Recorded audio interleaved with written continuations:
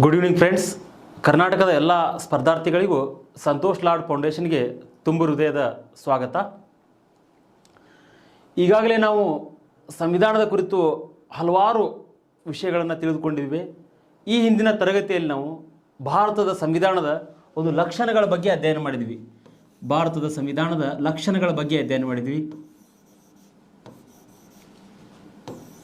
ಭಾರತದ ಸಂವಿಧಾನದ ಲಕ್ಷಣಗಳ ಬಗ್ಗೆ ನಾವು ತಿಳ್ಕೊಂಡ್ವಿ.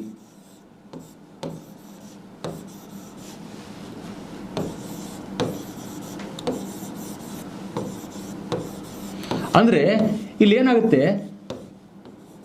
ಒಂದು ತರಗತಿಯನ್ನು ಕೇವಲ ಸಂವಿಧಾನದ ಲಕ್ಷಣಕ್ಕಾಗಿಯೇ ಯಾಕೆ ಮೀಸಲಿಟ್ಟಿವೆ ಅಂತ ಹೇಳಿದರೆ, ಒಂದು ತರಗತಿಯಲ್ಲಿ ಕೇವಲ ಸಂವಿಧಾನದ ಲಕ್ಷಣಗಳನ್ನು ಮಾತ್ರ ಹೇಳಿಕೊಟ್ಟೆ ಇಲ್ಲಿ ನಿಮಗೆ ನಾನು.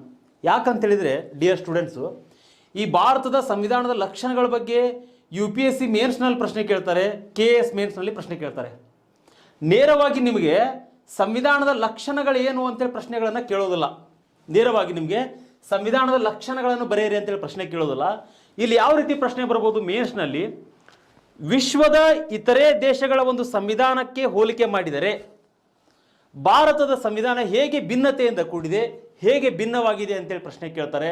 ಆವಾಗ ನೀವು ಈ ಒಂದು ಸಂವಿಧಾನದ ಲಕ್ಷಣಗಳ ಬಗ್ಗೆ ಸಂಪೂರ್ಣವಾಗಿ ವಿಮರ್ಶಾತ್ಮಕವಾಗಿ ಓದ್ಕೊಂಡಿದ್ರೆ ನೀವು ಅಲ್ಲಿ ಏನು ಮಾಡ್ಬೋದು, ಏನೋ ಒಂದು 20 ಪಾಯಿಂಟ್ಸ್ಗಳನ್ನು ಹೇಳ್ಕೊಟ್ಟೆ ನಿಮ್ಗೆ, ಒಂದು 15 ಪಾಯಿಂಟ್ಸ್ಗಳನ್ನು ಬರೆದ್ರೂ ಸಹಿತ ನೀವು ಮೇನ್ಸ್ನಲ್ಲಿ ಅಂಕಗಳನ್ನು ಪಡ್ಕೊಳ್ಬೋದು.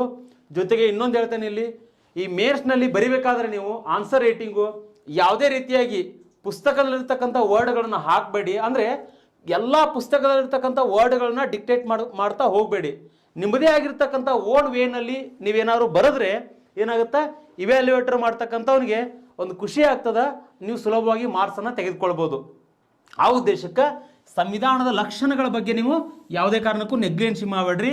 ವಿತ್ ನಿಮಗೆ sub inspector, PC, FDA, SDA ಇನ್ನಿತರ ಸ್ಪರ್ಧಾತ್ಮಕ ಪರೀಕ್ಷೆಗಳಲ್ಲಿ ಇದ್ರ ಬಗ್ಗೆ ನಿಮಗೆ ಲಕ್ಷಣಗಳ ಬಗ್ಗೆ MCQ ಪ್ರಶ್ನೆಗಳನ್ನು ಕೇಳ್ತಾರೆ, ಒನ್ ಲೈನರ್ ಪ್ರಶ್ನೆಗಳನ್ನು ಕೇಳ್ತಾರೆ. ಆ ಉದ್ದೇಶಕ್ಕೆ ದಯವಿಟ್ಟು ಇದನ್ನು ಸರಿಯಾಗಿ ಓದ್ಕೊಳ್ರಿ. ಓಕೆ, ಹಾಗಾದರೆ ಈಗ ಮುಂದೆ ಹೋಗ್ತಕ್ಕಂಥ ಮುಂದಿನ ಒಂದು ವಿಷಯ ಯಾವುದು ಅಂತ ಹೇಳಿದರೆ, ನಮ್ಮದು ಮುಂದಿನ ವಿಷಯ ಬಂದ್ಬಿಟ್ಟು ಪ್ರಸ್ತಾವನೆಗಳು ಅಂತೇಳಿ. ಈ ಪ್ರಸ್ತಾವನೆಗಳ ಬಗ್ಗೆ ಮಾತಾಡೋದಾದರೆ ಇಲ್ಲಿ ನೋಡಿ, ಪ್ರಸ್ತಾವನೆಯನ್ನು ನಾವು ಮೂಲವಾಗಿ ಅಮೇರಿಕಾ ಸಂವಿಧಾನದಿಂದ ತೆಗೆದುಕೊಳ್ಳಲಾಗಿದೆ. ಅಮೇರಿಕಾ ಪ್ರಸ್ತಾವನೆಯನ್ನು ಯಾವ ಒಂದು ಸಂವಿಧಾನದಿಂದ ಎರವಲಾಗಿ ತೆಗೆದುಕೊಂಡಿದ್ದೇವೆ ನಾವು, ಅಮೇರಿಕಾ ಸಂವಿಧಾನದಿಂದ ಪ್ರಸ್ತಾವನೆಯನ್ನು ತೆಗೆದುಕೊಳ್ಳಲಾಗಿದೆ. ಹಾಗಾದರೆ ಪ್ರಸ್ತಾವನೆ ಸಂವಿಧಾನದ ಮೂಲ ತತ್ವ ಮತ್ತು ಧ್ಯೇಯೋದ್ದೇಶಗಳ ಬಗ್ಗೆ ಹೇಳ್ತದ. ಧ್ಯೇಯೋದ್ದೇಶಗಳ ಬಗ್ಗೆ ನಮಗೆ ತಿಳಿಸಿಕೊಡ್ತದ ಪ್ರಸ್ತಾವನೆ. ಹಾಗಾದರೆ ಇನ್ನೂ ಒಂದು ಪಾಯಿಂಟ್ ಏನಂದರೆ, ಪ್ರಸ್ತಾವನೆ ಅನ್ನುವಂಥದ್ದು ಭಾರತದ ಸಂವಿಧಾನದ ಒಂದು ಆತ್ಮ, ಕೈಗನ್ನಡಿ ಅಂತೇಳಿ ನಾವು ಹೇಳ್ತೀವಿ. ಆತ್ಮ ಮತ್ತು ಕೈಗನ್ನಡಿ ಯಾವುದ್ರಿ? ಪ್ರಸ್ತಾವನೆ. ಇಷ್ಟು ಅಂಶಗಳು ಇಂಪಾರ್ಟೆಂಟ್ ಇಲ್ಲಿ. ಪ್ರಸ್ತಾವನೆಯನ್ನು ನಾವು ಮೊದಲನೇದಾಗೇನು ಅಮೇರಿಕಾ ಸಂವಿಧಾನದಿಂದ ನಾವು ತೆಗೆದುಕೊಂಡಿದ್ದೇವೆ ಪ್ರಸ್ತಾವನೆಯನ್ನು. ಓಕೆ, ಹಾಗಾದರೆ ಇಲ್ಲಿ ಪ್ರಸ್ತಾವನೆಯ ಒಂದು ಉದ್ದೇಶ ಏನಂದರೆ, ಆ ಸಂವಿಧಾನದ ಭಾರತದ ಸಂವಿಧಾನದಲ್ಲಿರ್ತಕ್ಕಂಥ ಒಂದು ಮೂಲ ತತ್ವ ಜೊತೆಗೆ ಸಂವಿಧಾನಕ್ಕೆ ಒಂದು ಮಿರರ್ ಇದ್ದಂಗೆ ಇದು ಪ್ರಸ್ತಾವನೆ. ಸಂವಿಧಾನಕ್ಕೆ ಒಂದು ಮಿರರ್ ಇದ್ದಂಗೆ. ಯಾಕಂತೇಳಿದರೆ ಎಷ್ಟೋ ಸಂವಿಧಾನಕ್ಕೆ ಒಂದು ಮೌಲ್ಯ ಹೆಚ್ಚಾಗಲಿಕ್ಕೆ ಕಾರಣ ಏನಂತ ಹೇಳಿದರೆ ಈ ಪ್ರಸ್ತಾವನೆ. ಆ ಉದ್ದೇಶಕ್ಕೋಸ್ಕರ ಪ್ರಸ್ತಾವನೆಯನ್ನು ಸಂವಿಧಾನದ ಆತ್ಮ ಮತ್ತು ಕೈಗನ್ನಡಿ ಅಂತೇಳಿ ಕರೆಯಲಾಗಿದೆ. ಹಾಗಾದರೆ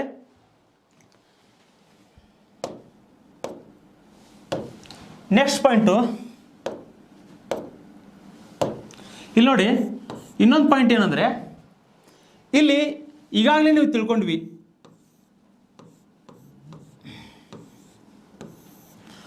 ಜವಾಹರ್ಲಾಲ್ ನೆಹರು ಅವರು ಏನು ಮಾಡ್ತಾರೆ, ಈಗಾಗಲೇ ನಾವು ಅಧ್ಯಯನ ಮಾಡಿದ್ದೇವೆ ಇದ್ರ ಬಗ್ಗೆ. 1946ರಲ್ಲಿ ಓಕೆ, ಜವಾಹರ್ಲಾಲ್ ನೆಹರು ಅವರು 1946ರಲ್ಲಿ ಏನು ಮಾಡ್ತಾರೆ ಅಂತ ಹೇಳಿದರೆ, ಧ್ಯೇಯೋದ್ದೇಶಗಳ ನಿರ್ಣಯವನ್ನು ಮಾಡ್ತಾರೆ. 1946ನಲ್ಲಿ ಏನು ಮಾಡ್ತಾರೆ, ದೇವೋದ್ದೇಶಗಳ ನಿರ್ಣಯ ಅಂತ ಹೇಳ್ತೇವೆ ಅದನ್ನು ನಾವು. ದೇವೋದ್ದೇಶಗಳ ನಿರ್ಣಯ.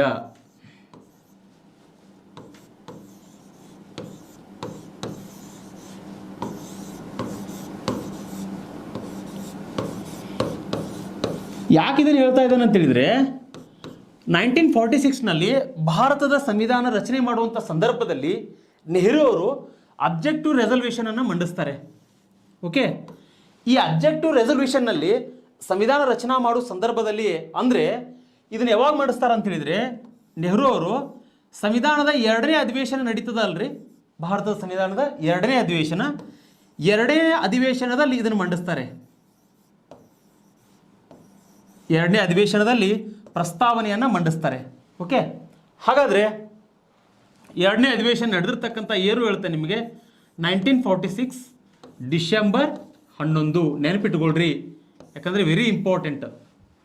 1ನೇ ಅಧಿವೇಶನ ಬಂದ್ಬಿಟ್ಟು 1946 ಡಿಸೆಂಬರ್ 9. 2ನೇ ಅಧಿವೇಶನ ಬಂದ್ಬಿಟ್ಟು ಸಂವಿಧಾನ ರಚನಾ ಸಭೆಯ 2ನೇ ಅಧಿವೇಶನ ಬಂದ್ಬಿಟ್ಟು 1946 ಡಿಸೆಂಬರ್ 11. ಇಲ್ಲಿ ಧ್ಯೇಯಗಳ ನಿರ್ಣಯವನ್ನು ಮಂಡಿಸ್ತಾರೆ. ಹಾಗಾದರೆ ಈ ಒಂದು ಧ್ಯೇಯಗಳ ನಿರ್ಣಯದಲ್ಲಿ ಜವಾಹರ್ಲಾಲ್ ನೆಹರು ಅವರು ಏನು ಹೇಳ್ತಾರೆ ಅಂತ ಹೇಳಿದರೆ, ನ್ಯಾಯ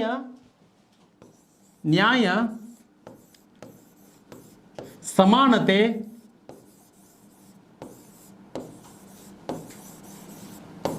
ಸಾರ್ವಭೌಮ, ಓಕೆ, ನ್ಯಾಯ ಸಮಾನತೆ ಸಾರ್ವಭೌಮ ಈ ಅಂಶಗಳನ್ನು ಅವಾಗಲೇ ಏನು ಮಾಡ್ತಾರೆ, ದೇವೋದ್ದೇಶಗಳ ನಿರ್ಣಯವನ್ನು ಮಂಡಿಸಬೇಕಾದ್ರೆ ಈ ಅಂಶಗಳನ್ನು ಅಳವಡಿಸ್ಕೊಂಡಿರ್ತಾರೆ ನೆಹರು ಅವರು. ಹಾಗಾದರೆ ನಮ್ಮ ಸಂವಿಧಾನ ರಚನಾಕಾರರಿಗೆ ಅನಿಸ್ತದ, ನಾವು ಕೂಡ ಏನು ಮಾಡೋಣ, ಈ ಪ್ರಸ್ತಾವನೆಯನ್ನು ರಚನೆ ಮಾಡುವಂಥ ಸಂದರ್ಭದಲ್ಲಿ ಈ ಅಂಶಗಳು ಅತಿ ಹೆಚ್ಚು ಮೌಲ್ಯಗಳನ್ನು ಒಳಗೊಂಡಿರ್ತವೆ, ಈ ಅಂಶಗಳನ್ನು ಅಳವಡಿಸ್ಕೊಳ್ಬೋದು ಅಂಥೇಳಿ ನಮ್ಮ ಪ್ರಸ್ತಾವನೆಯಲ್ಲಿ ಸಹಿತ ಈ ಒಂದು ದೇವೋದ್ದೇಶಗಳ ನಿರ್ಣಯದಲ್ಲಿರ್ತಕ್ಕಂತಹ ಅಂಶಗಳನ್ನು ನಾವು ಸೇರಿಸಿದ್ದೇವೆ. ಓಕೆ, ಹಾಗಾದ್ರೆ ನೆಕ್ಸ್ಟ್ ಈಗ ಇನ್ನೊಂದು ಪಾಯಿಂಟ್ ಏನಂದ್ರೆ ಇಲ್ಲಿ ನೋಡಿ ಒಂದು ನಿಮಗೆ ಪ್ರಶ್ನೆ ಕೇಳ್ತೇನೆ ನಿಮಗೆ ನಾನು, ಏನಂತೇಳಿದರೆ, ಸರ್ ಪ್ರಸ್ತಾವನೆಯನ್ನು ತಿದ್ದುಪಡಿ ಮಾಡಲಾಗಿದೆಯಾ ಅಂತೇಳಿ ಪ್ರಶ್ನೆ ಕೇಳಿದರೆ, ಹೌದು, ಪ್ರಸ್ತಾವನೆಯನ್ನು ಪ್ರಿಯಾಂಬಲನ್ನು ತಿದ್ದುಪಡಿ ಮಾಡಲಾಗಿದೆ. ಯಾವಾಗ ಅಂತೇಳಿದರೆ ಇಲ್ಲಿ ನೋಡಿ 1976ನಲ್ಲಿ ಏನಾಗುತ್ತೆ, ಓಕೆ, ಸಂವಿಧಾನಕ್ಕೆ 42ನೇ ತಿದ್ದುಪಡಿಯನ್ನು ಮಾಡೋದ್ರ ಮೂಲಕವಾಗಿ ಇಲ್ಲಿ ಏನಾಗುತ್ತೆ ಅಂತೇಳಿದರೆ 1976ರಲ್ಲಿ ಸಂವಿಧಾನಕ್ಕೆ 42ನೇ ತಿದ್ದುಪಡಿ ಮಾಡೋದ್ರ ಮೂಲಕವಾಗಿ ಇಲ್ಲಿ ಸಮಾಜವಾದ,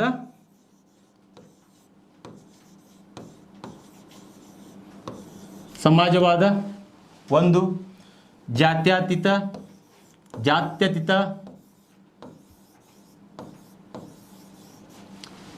ಸಮಗ್ರತೆ ಅನ್ನುವಂತಹ ಅಂಶಗಳನ್ನು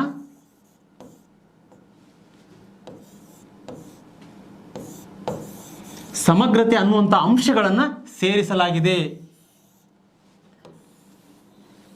ಈ ಮೂರು ಅಂಶಗಳನ್ನು ಸೇರಿಸಿರ್ತಕ್ಕಂಥ ತಿದ್ದುಪಡಿ ಯಾವುದು ಅಂತ ಕೇಳಿದರೆ 1976 ಸಂವಿಧಾನಕ್ಕೆ 42ನೇ ತಿದ್ದುಪಡಿಯನ್ನು ಮಾಡ್ತದ. ಆ 42ನೇ ತಿದ್ದುಪಡಿ ಅನುಸಾರವಾಗಿ ಈ ಮೂರು ಪದಗಳನ್ನು ನಮ್ಮ ಭಾರತದ ಸಂವಿಧಾನದಲ್ಲಿ ನಾವು ಅಳವಡಿಸ್ಕೊಳ್ತೇವೆ. ಹಾಗಾದರೆ ಪರೀಕ್ಷೆ ದೃಷ್ಟಿಯಿಂದ ತುಂಬ ಇಂಪಾರ್ಟೆಂಟು.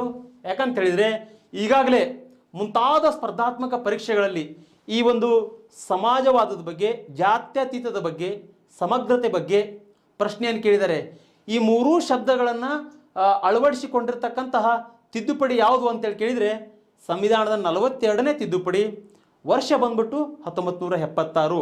ಓಕೆ, ಹಾಗಾದ್ರೆ ಇದನ್ನು ನೀವು ನೆನಪಿಟ್ಕೊಳ್ಬೇಕು. ಇದನ್ನು ನೆನಪಿಟ್ಕೊಂಡ್ರೆ ನಿಮ್ಗೆ 1 ಅಂಕ ಸಿಗುತ್ತೆ. ಅದಕ್ಕೆ ನೆಗ್ಲೆನ್ಸಿ ಮಾಡಬೇಡ್ರಿ ದಯವಿಟ್ಟು. ಹಾಗಾದರೆ ಇದೊಂದು ಅಂಶ ಕ್ಲಿಯರ್ ಆಯ್ತು ನಿಮಗೆ. ಈಗ ಪ್ರಸ್ತಾವನೆಯ ಬಗ್ಗೆ ನಾವು ಮಾತಾಡೋದಾದರೆ, ಹಾಗಾದರೆ ಏನಿದೆ ರೀ ಭಾರತದ ಸಂವಿಧಾನದ ಪ್ರಸ್ತಾವನೆಯಲ್ಲಿ ಏನಿದೆ ಅಂತ ಕೇಳಿದರೆ, ಪ್ರಸ್ತಾವನೆಯಲ್ಲಿ ಕಂಡು ಬರ್ತಕ್ಕಂಥ ಅಂಶಗಳು ಏನಂತ ಹೇಳಿದರೆ ಇಲ್ಲಿ ನೋಡಿ, ಇಲ್ಲಿ ಮುಖ್ಯವಾಗಿ ನಮ್ಮ ಭಾರತದ ಸಂವಿಧಾನದ ಪ್ರಸ್ತಾವನೆ ಎಲ್ಲಿಂದ ಸ್ಟಾರ್ಟ್ ಆಗುತ್ತೆ ಅಂತ ಹೇಳಿದರೆ, ಭಾರತದ ಪ್ರಜೆಗಳಾದ ನಾವು, ಭಾರತದ ಪ್ರಜೆಗಳಾದ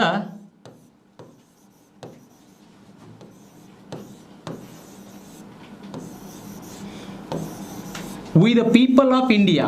ಓಕೆ, ಭಾರತದ ಪ್ರಜೆಗಳಾದ ನಾವು, ಇಲ್ಲಿಂದ ಪ್ರಸ್ತಾವನೆ ನಮ್ಮದು ಸ್ಟಾರ್ಟ್ ಆಗುತ್ತೆ. ಭಾರತವನ್ನ ಸಾರ್ವಭೌಮ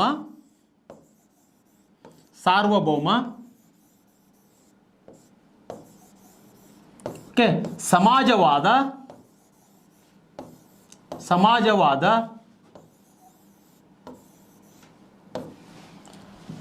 ಸಾರ್ವಭೌಮ ಸಮಾಜವಾದ ಜಾತ್ಯತೀತ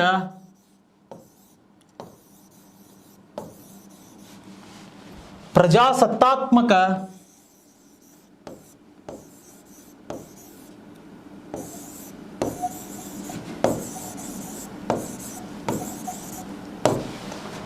ಗಣರಾಜ್ಯವನ್ನಾಗಿಸುವುದರ ಜೊತೆಗೆ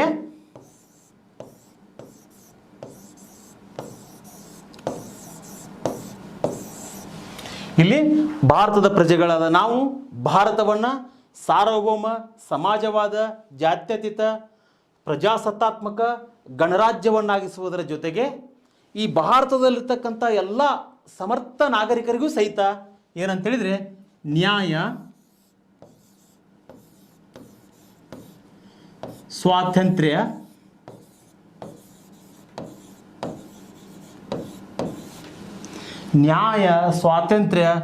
ಸಮಾನತೆ,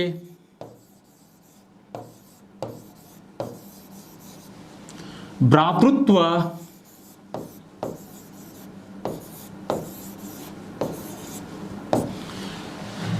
ನ್ಯಾಯ, ಸ್ವಾತಂತ್ರ್ಯ, ಸಮಾನತೆ, ಭ್ರಾತೃತ್ವಗಳನ್ನು ನೀಡುವುದರ ಮೂಲಕವಾಗಿ ನಾವು ಸಂವಿಧಾನ ಅಂದರೆ ನಾವೇನು ಮಾಡ್ತೀವಿ, ಸಂವಿಧಾನದ 1949 ಭಾರತದ ಸಂವಿಧಾನದಲ್ಲಿ ನಾವು ಅಂಗೀಕರಿಸಲ್ಪಟ್ಟಿರ್ತಕ್ಕಂಥ ದಿನಾಂಕ 26. ಇವತ್ತು ನಾವೇನು ಮಾಡ್ತಾ ಇದ್ದೀವಿ ಅಂತೇಳಿದರೆ ಸಂವಿಧಾನವನ್ನು ನಮಗೆ ನಾವೇ ಅರ್ಪಿಸಿಕೊಳ್ತಾ ಇದ್ದೀವಿ. ಓಕೆ, ಹೀಗಾಗಿ ಈ ಪ್ರಸ್ತಾವನೆಯಲ್ಲಿ ಅಡಕವಾಗಿರ್ತಕ್ಕಂಥ ಅಂಶಗಳೇನದಾವಲ್ಲ ತುಂಬ ಇಂಪಾರ್ಟೆಂಟು. ಪರೀಕ್ಷೆಯಲ್ಲಿ ನಿಮಗೆ ಏನು ಕೇಳ್ತಾರೆ, ಪ್ರಸ್ತಾವನೆಯ ಅಡಕವಾಗಿರ್ತಕ್ಕಂಥ ಅಂಶಗಳ ಬಗ್ಗೆ ನಿಮಗೆ ಕೆಲವು ಸಲ ಪ್ರಶ್ನೆಗಳನ್ನು ಕೇಳ್ತಾರೆ. ಯಾವ ರೀತಿಯಾಗಿ ಭಾರತದ ಸಂವಿಧಾನದಲ್ಲಿ ಇರ್ತಕ್ಕಂಥ ಪ್ರಸ್ತಾವನೆಯಲ್ಲಿ ಇರ್ತಕ್ಕಂತಹ ಅಡಕವಾಗಿರ್ತಕ್ಕಂತಹ ಅಂಶಗಳು ಯಾವುವು ಅಂತ ಹೇಳಿ ಕೊಡ್ತಾರೆ. ಅಂದರೆ ಒನ್ ಲೈನರ್ನಲ್ಲಿ ಕೆಳಗಡೆ ನಿಮಗೆ ಒಂದು ಆಪ್ಷನ್ಸ್ನಲ್ಲಿ ಬೇರೆ ಕೊಟ್ಟಿರ್ತಾರೆ, ಇನ್ನೊಂದು ಆಪ್ಷನ್ಸ್ನಲ್ಲಿ ಬೇರೆ ಕೊಟ್ಟಿರ್ತಾರೆ. ನೀವು ಸರಿಯಾಗಿ ಓದಿದ್ರೆ ಈ ಪ್ರಸ್ತಾವನೆಗಳ ಬಗ್ಗೆ ನೀವೇನು ಮಾಡ್ಬೋದು, ಅಲ್ಲಿ ನೀವು ಸರಿಯಾಗಿ ಅಂಕಗಳನ್ನು ಗಳಿಸ್ಬೋದು. ಆ ಉದ್ದೇಶಕ್ಕೋಸ್ಕರ ಇದನ್ನೊಂಚೂರು ಗಮನ ಕೊಡಬೇಕು ನೀವು. ಹಾಗಾದರೆ ಇನ್ನು ಈ ಪ್ರಸ್ತಾವನೆ ಬಗ್ಗೆ ನಾವು ತಿಳ್ಕೊಂಡ್ವಿ. ಅಂದರೆ ಪ್ರಸ್ತಾವನೆ ತುಂಬ ಇಂಪಾರ್ಟೆಂಟ್ ನಮ್ಗೆ ಸಂವಿಧಾನಾತ್ಮಕ ದೃಷ್ಟಿಯಿಂದ ಪ್ರಸ್ತಾವನೆ ತುಂಬ ಇಂಪಾರ್ಟೆಂಟು. ಈಗ ನೆಕ್ಸ್ಟ್ ಏನಂತೇಳಿದರೆ,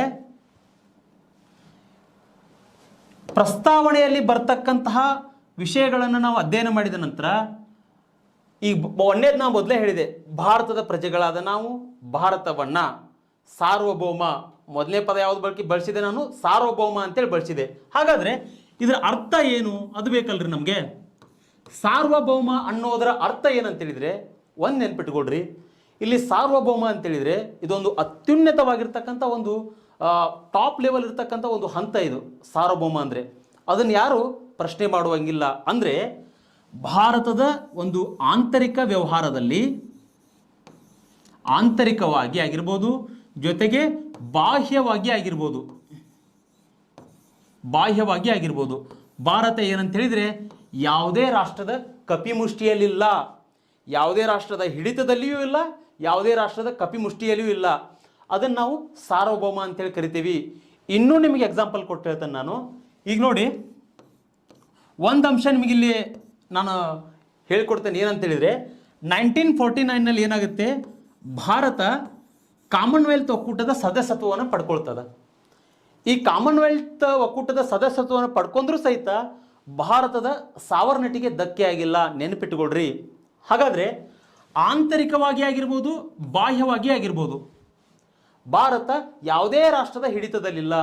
ಅಂದರೆ ಇದ್ರ ಬಗ್ಗೆ ಹೇಳ್ಬೇಕಂದ್ರೆ ನಿಮಗೆ ಬಿಫೋರ್ ಇಂಡಿಪೆಂಡೆನ್ಸ್ ಏನಾಗಿತ್ತು, ನಮ್ಮ ರಾಷ್ಟ್ರ ಬ್ರಿಟಿಷರ ಒಂದು ಆಡಳಿತದ ಒಂದು ಕಪಿಮುಷ್ಟಿ ಒಳಗಡೆ ಇತ್ತು. ಹೀಗಾಗಿ ಓನಾಗಿ ನಮಗೆ ನಮ್ಮದೇ ಆಗಿರ್ತಕ್ಕಂತಹ ನಿರ್ಧಾರಗಳನ್ನು ತೆಗೆದುಕೊಳ್ತಕ್ಕಂತಹ ಪವರ್ ಇರಲಿಲ್ಲ. ಆದರೆ ಸ್ವತಂತ್ರ ನಂತರ ಏನಾಯಿತು, ನಮ್ಮ ಸಂವಿಧಾನ ರಚನಾಕಾರರು ಸಂವಿಧಾನವನ್ನು ರಚನೆ ಮಾಡಿದರು. ಆ ಮೂಲಕವಾಗಿ ಭಾರತ ಏನಾಯ್ತು ಅಂತ ಹೇಳಿದ್ರಲ್ಲಿ ಸಾರ್ವಭೌಮ ರಾಷ್ಟ್ರ ಆಗ್ತದೆ. ಫಾರ್ ಎಕ್ಸಾಂಪಲ್ ಈಗ ನೋಡಿ, ಇಲ್ಲಿ ಯು ಎಸ್ ಎ ಇದೆ, ಓಕೆ, ಇನ್ನೊಂದು ರಷ್ಯಾ ಇದೆ. ಆ್ಯಕ್ಚುಲಿ ಇವೆರಡೂ ಇವೆರಡೂ ರಾಷ್ಟ್ರಗಳೇನಿದಾವಲ್ಲ ಪರಸ್ಪರ ವೈರಿ ರಾಷ್ಟ್ರಗಳಿವು. ಒಂದನ್ನು ಕಂಡ್ರೆ ಇನ್ನೊಬ್ಬಕ್ಕಾಗೋಲ್ಲ, ಇನ್ನೊಬ್ರು ಕಂಡ್ರೆ ಇನ್ನೊಬ್ರಿಗಾಗೋದಿಲ್ಲ. ಈ ರೀತಿ ಇದ್ದಾಗ ಇಲ್ಲಿ ಏನಾಗುತ್ತೆ ಅಂತ ಹೇಳಿದರೆ ಇಂಡಿಯಾ. ಹಾಗಾದರೆ ಇಲ್ಲಿ ಭಾರತದ ಒಂದು ನೀತಿ ಏನದ, ನಮ್ಮದು ಅಲಿಪ್ತ ನೀತಿಯದ ಜೊತೆಗೆ ನಮ್ಮದೇ ಆಗಿರ್ತಕ್ಕಂತಹ ಒಂದು ವಿದೇಶಾಂಗ ನೀತಿಯನ್ನು ಭಾರತ ಅಳವಡಿಸ್ಕೊಂಡಿದೆ. ಹೀಗಾಗಿ ಇಲ್ಲೇನಾಗುತ್ತೆ, ಇಲ್ಲಿ ಭಾರತ ಅಮೇರಿಕಾದೊಂದಿಗೂ ತನ್ನ ಒಂದು ರಾಜತಾಂತ್ರಿಕ ಸಂಬಂಧವನ್ನು ಇಟ್ಕೊಳ್ಬೋದು, ರಷ್ಯಾದೊಂದಿಗೂ ರಾಜತಾಂತ್ರಿಕ ಸಂಬಂಧವನ್ನು ಇಟ್ಕೊಳ್ಬೋದು. ಹೌದಾ? ಇಲ್ಲಿ ಯು ಎಸ್ ಎ ಬಂದ್ಬಿಟ್ಟು ನೀವ್ಯಾಕೆ ಇಲ್ಲಿ ರಷ್ಯಾದೊಂದಿಗೆ ರಾಜತಾಂತ್ರಿಕ ಸಂಬಂಧವನ್ನು ಇಟ್ಕೊಂಡಿರಿ ಅಂತೇಳಿ ಕೇಳುವಂಗಿಲ್ಲ. ಓಕೆ, ಅದು ನಮ್ಮ ಇಷ್ಟ, ನಮ್ಮ ಆಂತರಿಕ ವಿಚಾರ, ನಮ್ಮ ಬಾಹ್ಯ ವಿಚಾರ. ಅದರಲ್ಲಿ ಯಾವುದೇ ಒಂದು ಡಾಮಿನೆಂಟ್ ಕಂಟ್ರಿಯೂ ಸಹಿತ ನಮ್ಮ ಒಂದು ವಿಷಯದಲ್ಲಿ ಹಸ್ತಕ್ಷೇಪವನ್ನು ಮಾಡುವಂಗಿಲ್ಲ. ಯಾಕಂತ ಹೇಳಿದ್ರೆ India as a sovereign country, ನೆನಪಿಟ್ಟುಕೊಳ್ರಿ. ಓಕೆ, ಇದಿಷ್ಟು ವಿಷಯ ನಿಮ್ಗೆ ಅರ್ಥ ಆಯ್ತು ಅಂತೇಳಿ ನಾನು ಭಾವಿಸಿದ್ದೇನೆ. ಹಾಗಾದರೆ ನೆಕ್ಸ್ಟ್ ಮುಂದೆ ಇನ್ನೂ ಒಂದು ವರ್ಡನ್ನು ಇಲ್ಲಿ ಉಚ್ಚಾರಣೆ ಮಾಡಿದೆ. ಏನಂತೇಳಿದರೆ ಸಮಾಜವಾದಿ ರಾಷ್ಟ್ರ. ಇಲ್ಲಿ ಭಾರತ ಏನು ಸಮಾಜವಾದಿ ರಾಷ್ಟ್ರ.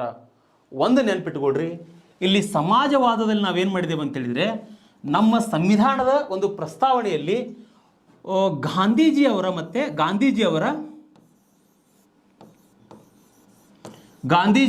ಗಾಂಧೀಜಿ ಮತ್ತು ಕಾರ್ಲ್ ಮಾರ್ಕ್ಸ್ ಅವರ ಸಿದ್ಧಾಂತಗಳನ್ನು ಅಳವಡಿಸ್ಕೊಂಡಿದ್ದೇವೆ ನಾವು. ಕಾರ್ಲ್ ಮಾರ್ಕ್ಸರ ಸಿದ್ಧಾಂತದ ಒಂದು ಮಿಶ್ರಣ ನಮ್ಮಲ್ಲಿ ಕಂಡು ಬರ್ತದೆ. ಸಮಾಜವಾದದಲ್ಲಿ ಗಾಂಧೀಜಿ ಮತ್ತು ಕಾರ್ಲ್ ಮಾರ್ಕ್ಸರ ಒಂದು ಸಿದ್ಧಾಂತದ ಒಂದು ಮಿಶ್ರಣವನ್ನು ನಮ್ಮಲ್ಲಿ ಕಂಡು ಬರ್ತದೆ. ಆ ಉದ್ದೇಶಕ್ಕೆ ಇಲ್ಲಿ ಸಮಾಜವಾದವನ್ನು ನಾವು ಎರಡು ರೀತಿಯಲ್ಲಿ ಕಾಣ್ಬೋದು. ಒಂದೇನೆಂದರೆ, ಸಮಾಜವಾದದಲ್ಲಿ ಎರಡು ರೀತಿಯಾಗಿರ್ತಕ್ಕಂಥ ವಿಧಗಳದಾವ. ಅದರ ನಂಬರ್ 1 ಏನಂತ ಹೇಳಿದ್ರೆ ಇಲ್ಲಿ ಕಮ್ಯುನಿಸ್ಟ್ ಸಮಾಜವಾದ.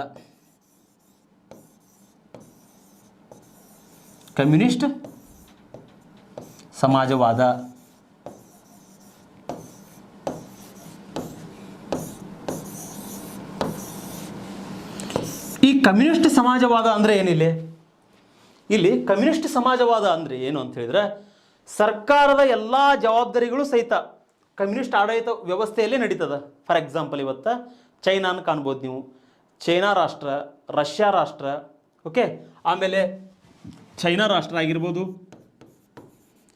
ರಷ್ಯಾ ಆಗಿರ್ಬೋದು, ಓಕೆ, ಸೌತ್ ಕೊರಿಯಾ ಆಗಿರ್ಬೋದು. ಇವೆಲ್ಲ ಏನಂತ ಹೇಳಿದರೆ ಕಮ್ಯುನಿಸ್ಟ್ ಸಮಾಜವಾದಕ್ಕೆ ಅತ್ಯಂತ ಸೂಕ್ತವಾಗಿರ್ತಕ್ಕಂಥ ಒಂದು ಉದಾಹರಣೆಗಳು. ಯಾಕಂತೇಳಿದರೆ ಈ ಕಮ್ಯುನಿಸ್ಟ್ ಸಮಾಜವಾದದಲ್ಲಿ ಏನಿರುತ್ತಂತೇಳಿದರೆ, ಒಬ್ಬ ವ್ಯಕ್ತಿ ಸರ್ಕಾರದ ವಿರುದ್ಧವಾಗಿ ಪ್ರತಿಭಟನೆ ಮಾಡಲಿಕ್ಕೆ ಆಗೋದಿಲ್ಲ. ಫಾರ್ ಎಕ್ಸಾಂಪಲ್ ಎಲ್ಲ ಆಸ್ತಿ ಸಂಪತ್ತುಗಳೆಲ್ಲ ಸಹಿತ ಈ ಒಂದು ಸರ್ಕಾರದ ಒಂದು ಕಪಿಮುಷ್ಟಿ ಒಳಗಡೆ ಇರ್ತದೆ. ಉದಾಹರಣೆ ನಿಮಗೆ ಕೊಡೋದಾದರೆ ಇಲ್ಲೇನಾಗುತ್ತೆ, ಒಬ್ಬ ರೈತನದು ಒಂದು ಯಾವುದೋ ಒಂದು ರಸ್ತೆ ಒಂದು ಮಾರ್ಗವನ್ನು ಮಾಡುವಂಥ ಸಂದರ್ಭದೊಳಗಡೆ ರೈತನ ಜಮೀನು ಮೇಲೆ ಏನಾದರೂ ಆ ರೈತನ ಜಮೀನು ನಮಗೆ ಬೇಕು ಅಂತೇಳಿ ಕೇಳ್ಕೊಂಡಾಗ ಅಲ್ಲಿ ಕಮ್ಯುನಿಸ್ಟ್ ವ್ಯವಸ್ಥೆ ಇದ್ದಾಗ ಅವನು ಕೊಡಲೇಬೇಕು. ಬಟ್ ಭಾರತದಲ್ಲಿ ಏನಾಗುತ್ತೆ, ಆ ರೈತ ಆ ರೀತಿ ಕೇಳಿದಾಗ ದಾವೆಯನ್ನು ಹೂಡ್ಬೋದು, ತನ್ನ ಹಕ್ಕನ್ನು ತೆಗೆದುಕೊಳ್ಬೋದು ಅವನು. ಈ ರೀತಿಯಾಗಿರ್ತಕ್ಕಂಥ ಸಿಸ್ಟಮನ್ನು ನಾವು ಕಮ್ಯುನಿಸ್ಟ್ ಸಮಾಜವಾದದಲ್ಲಿ ಕಾಣ್ತೀವಿ. ಓಕೆ, ಇದು ಎಲ್ಲಿ ಕಂಡು ಬರ್ತದೆ ಅಂತ ಹೇಳಿದ್ರೆ ಚೈನಾ ಮತ್ತು ರಷ್ಯಾ, ಸೌತ್ ಕೊರಿಯಾದಲ್ಲಿ ಈ ಕಮ್ಯುನಿಸ್ಟ್ ಸಮಾಜವಾದ ಕಂಡು ಬರ್ತದೆ ನಮಗೆ. ಹಾಗಾದರೆ ಇನ್ನೂ ಒಂದು ವಿಧ ಯಾವುದಂತ ಹೇಳಿದರೆ ಇಲ್ಲಿ ಸೆಕೆಂಡ್ ಒನ್ ಬಂದ್ಬಿಟ್ಟು ಪ್ರಜಾಸತ್ತಾತ್ಮಕ ಸಮಾಜವಾದ. ಪ್ರಜಾಸತ್ತಾತ್ಮಕ ಸಮಾಜವಾದ. ಓಕೆ,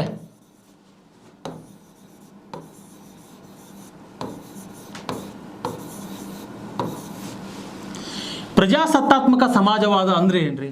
ನಾನು ಈಗಾಗಲೇ ನಿಮ್ಗೆ ಹೇಳಿದೆ, ಕಮ್ಯುನಿಸ್ಟ್ ಸಮಾಜವಾದ ಅಂತ ಹೇಳಿದರೆ ಎಲ್ಲ ಆಸ್ತಿ ಸಂಪತ್ತುಗಳೆಲ್ಲವೂ ಸಹಿತ ಸರ್ಕಾರದ ಒಂದು ಹಿಡಿತದೊಳಗಡೆ ಇರ್ತವೆ. ಇಲ್ಲಿ ಪ್ರಜಾಸತ್ತಾತ್ಮಕ ಸಮಾಜವಾದ ಅಂದರೆ ಇಲ್ಲಿ ಇಲ್ಲಿ ಸರ್ಕಾರ ಮತ್ತು ಖಾಸಗಿಯವರ ಸಹಭಾಗಿತ್ವವನ್ನು ಕಾಣ್ತೇವೆ ನಾವು. ಸರ್ಕಾರ ಮತ್ತು ಖಾಸಗಿಯವರ ಸಹಭಾಗಿತ್ವವನ್ನು ಕಾಣ್ತೇವೆ ನಾವು. ಖಾಸಗಿ ಸಹಭಾಗಿತ್ವದೊಳಗಡೆ ಪ್ರಜಾಸತ್ತಾತ್ಮಕ ಸಮಾಜ ಇರ್ತದೆ. ನೆನಪಿಟ್ಟುಕೊಳ್ರಿ. ಯಾಕಂದರೆ ನಿಮ್ಗೆ KS ಮೇನ್ಸ್ನಲ್ಲಿ ವಿತ್ ನಿಮ್ಗೆ ಪ್ರಿಲಿಮ್ಸ್ನಲ್ಲಿ ಕೂಡ ಪ್ರಶ್ನೆಗಳನ್ನು ಕೇಳಿದಾಗ, ಮೇನ್ಸ್ನಲ್ಲಿ ಕೇಳಿದಾಗ ಈ ರೀತಿ ನೀವು ಏನು ಮಾಡಿ ಪಾಯಿಂಟ್ಗಳನ್ನು ಹಾಕಿ ಬರೆದ್ರೆ ಅತಿ ಹೆಚ್ಚು ಅಂಕಗಳನ್ನು ಪಡೆದುಕೊಳ್ಬೋದು. ಹಾಗಾದರೆ ಸರ್ಕಾರ ಮತ್ತು ಖಾಸಗಿಯವರ ಅನುದಾನದೊಳಗಡೆ ನಾವೇನು ಮಾಡ್ತೇವೆ ಅಂತ ಹೇಳಿದರೆ ಆಡಳಿತ ವ್ಯವಸ್ಥೆಯನ್ನು ರೂಪಿಸ್ಕೊಂಡಿದ್ದೀವಿ. ಅಂತಹ ಒಂದು ವ್ಯವಸ್ಥೆಯನ್ನು ನಾವೇನು ಕರಿತೀವಿ? ಪ್ರಜಾಸತ್ತಾತ್ಮಕ ಸಮಾಜವಾದ ಅಂತ ಕರಿತೀವಿ. ಬೆಸ್ಟ್ ಎಕ್ಸಾಂಪಲ್ ಅಂತ ಹೇಳಿದರೆ ಇಂಡಿಯಾ ನೋಡ್ರಿ. ಬೆಸ್ಟ್ ಎಕ್ಸಾಂಪಲ್ ಯಾವುದು? ಪ್ರಜಾಸತ್ತಾತ್ಮಕ ಸಮಾಜವಾದಕ್ಕೆ ಭಾರತ ರಾಷ್ಟ್ರ. ಯಾವ ರೀತಿ ಅಂತ ಹೇಳಿದ್ರೆ ನಮ್ಮಲ್ಲಿ 1991ರಲ್ಲಿ ಏನು ಮಾಡಿದ್ವಿ ನಾವು? LPGಯನ್ನು ಅಳವಡಿಸ್ಕೊಂಡ್ವಿ. PV ನರಸಿಂಹರಾವ್ ಅವರು ಮತ್ತು ಪ್ರಧಾನಮಂತ್ರಿ ಆಗಿರ್ತಕ್ಕಂತಹ ಮನಮೋಹನ್ ಸಿಂಗ್ ಅವರ ಒಂದು ಪ್ರಯತ್ನದ ಫಲವಾಗಿ ಭಾರತ ರಾಷ್ಟ್ರ LPGಯನ್ನು ಅಳವಡಿಸ್ಕೊಳ್ತು.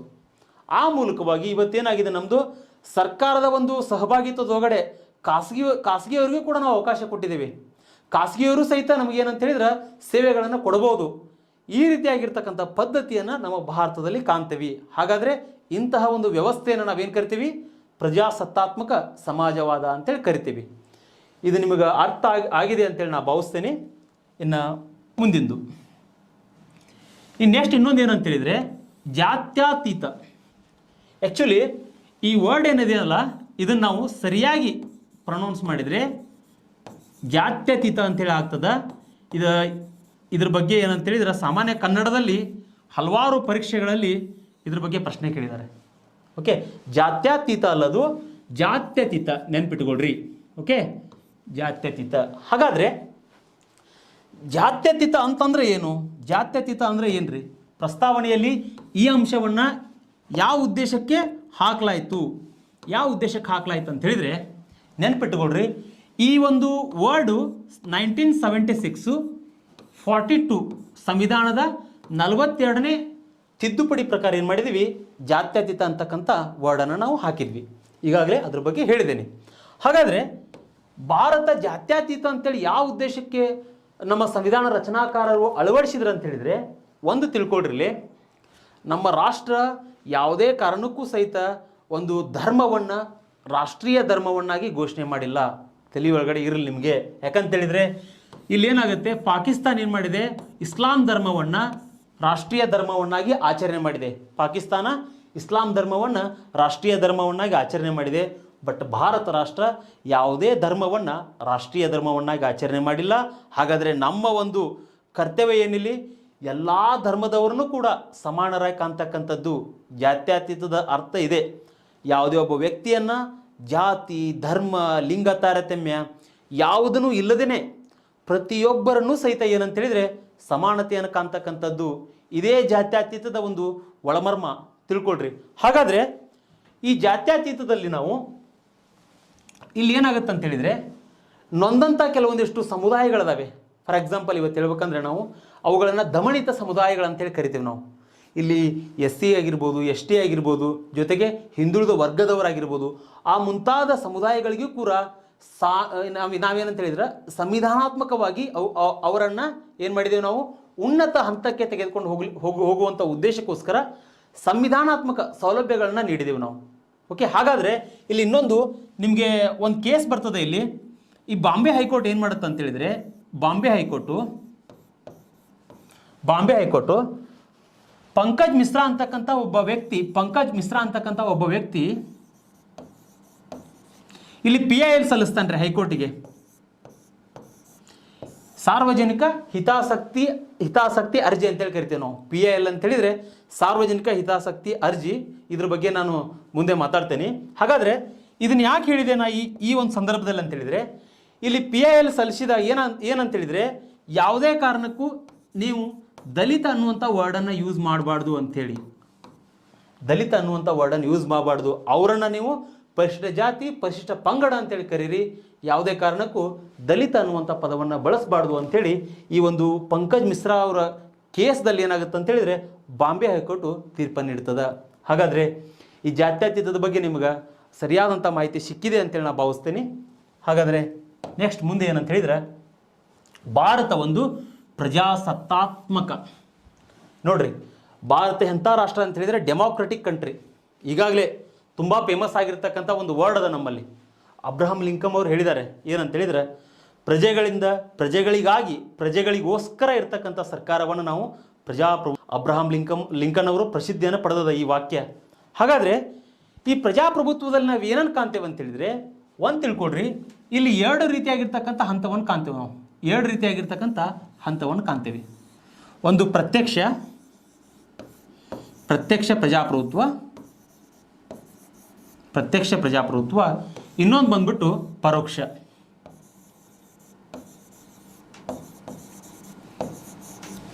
ಓಕೆ,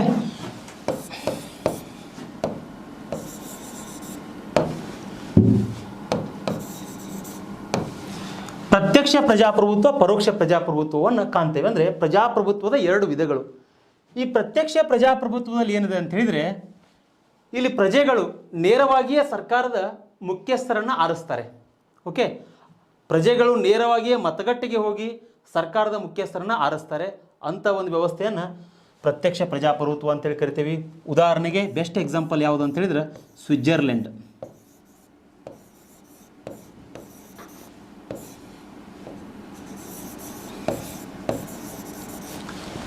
ಸ್ವಿಟ್ಜರ್ಲೆಂಡ್ ಅತ್ಯುತ್ತಮ ಉದಾಹರಣೆ. ಹಾಗಾದರೆ ಇಲ್ಲಿ ಪರೋಕ್ಷ ಅಂತ ಹೇಳಿದರೆ, ಪರೋಕ್ಷ ಪ್ರಜಾಪ್ರಭುತ್ವದಲ್ಲಿ ಏನು ಕಾಣ್ತೀವಿ ಅಂತ ಹೇಳಿದರೆ, ಪ್ರಜೆಗಳು ಏನು ಮಾಡ್ತಾರೆ, ನೇರವಾಗಿ ಮತಗಟ್ಟೆಗೆ ಹೋಗಿ ಸರ್ಕಾರದ, ಅಂದರೆ ಒಬ್ಬ ರಾಷ್ಟ್ರದ ಅತ್ಯುನ್ನತ ಹುದ್ದೆ, ಉದಾಹರಣೆಗೆ ರಾಷ್ಟ್ರಪತಿಯನ್ನು ಆರಿಸೋದಿಲ್ಲ. ಇಲ್ಲಿ ನಾವೇನು ಮಾಡ್ತೇವೆ ಅಂತ ಹೇಳಿದರೆ, ರಾಷ್ಟ್ರಪತಿಯನ್ನು ಆರಿಸುವಂಥ ಸಂದರ್ಭದಲ್ಲಿ ಇಂಡೈರೆಕ್ಟಾಗಿ ಆರಿಸ್ತೀವಿ. ಅಂದರೆ ಇಂಡೈರೆಕ್ಟಾಗಿ ಅಂತ ಹೇಳಿದರೆ, ಈ ಪ್ರಜೆಗಳು ಪ್ರಜಾಪ್ರತಿನಿಧಿಗಳನ್ನು ಆರಿಸ್ತಾರೆ. ಓಕೆ, ಆ ಪ್ರಜಾಪ್ರತಿನಿಧಿಗಳು ಏನು ಮಾಡಬೇಕು, ಈ ರಾಷ್ಟ್ರಪತಿಗಳ ಒಂದು ಚುನಾವಣೆಗಳಲ್ಲಿ ಭಾಗಿಯಾಗ್ತಾರೆ. ಈ ರೀತಿಯಾಗಿರ್ತಕ್ಕಂಥ ಪದ್ಧತಿಯನ್ನು ನಾವು ಪರೋಕ್ಷ ಪ್ರಜಾಪ್ರಭುತ್ವ ಅಂತೇಳಿ ಕರಿತೀವಿ. ಇದೇನಂತ ಹೇಳಿದ್ರೆ ಪ್ರಜಾಪ್ರಭುತ್ವದ ಒಂದು ಪ್ರಜಾಸತ್ತಾತ್ಮಕದಲ್ಲಿ ಬರ್ತಕ್ಕಂಥ ವಿಧಗಳಿವು. ಹಾಗಾದರೆ ಇದು ಅರ್ಥ ಆಗಿದೆ ಅಂತೇಳಿ ನಾನು ಭಾವಿಸ್ತೇನೆ. ಇನ್ನು ನೆಕ್ಸ್ಟು ಗಣರಾಜ್ಯ, ವೆರಿ ಇಂಪಾರ್ಟೆಂಟ್ ನೋಡ್ರಿ. ಭಾರತ ಒಂದು ಗಣರಾಜ್ಯವಾಗಿರ್ತಕ್ಕಂಥ ರಾಷ್ಟ್ರ. ಪ್ರಸ್ತಾವನೆಯಲ್ಲಿ ಬಳಸಿದ್ದಾರೆ ಪದಗಳನ್ನು, ಅದೇ ಪದಗಳನ್ನು ನಿಮಗೆ ಹೇಳ್ತಾ ಇರೋದು, ಅದೇ ಪದಗಳನ್ನು ನಿಮಗೆ ವಿಶ್ಲೇಷಣೆ ಮಾಡ್ತಾ ಇರೋದು. ಗಣರಾಜ್ಯ ಅನ್ನುವಂಥ ಪದವನ್ನು ಯಾಕೆ ಬಳಸಿದ್ರು ಅಂತ ಹೇಳಿದರೆ, ಇಲ್ಲಿ ನೋಡಿ ಎರಡು ರೀತಿಯಾಗಿರ್ತಕ್ಕಂಥ ಗಣರಾಜ್ಯವನ್ನು ಕಾಣ್ತೇವೆ ನಾವು. ಗಣರಾಜ್ಯದಲ್ಲಿ ಎರಡು ರೀತಿ ಒಂದು ವ್ಯವಸ್ಥೆಯನ್ನು ಕಾಣ್ತೇವೆ. ಒಂದು ಗಣರಾಜ್ಯ,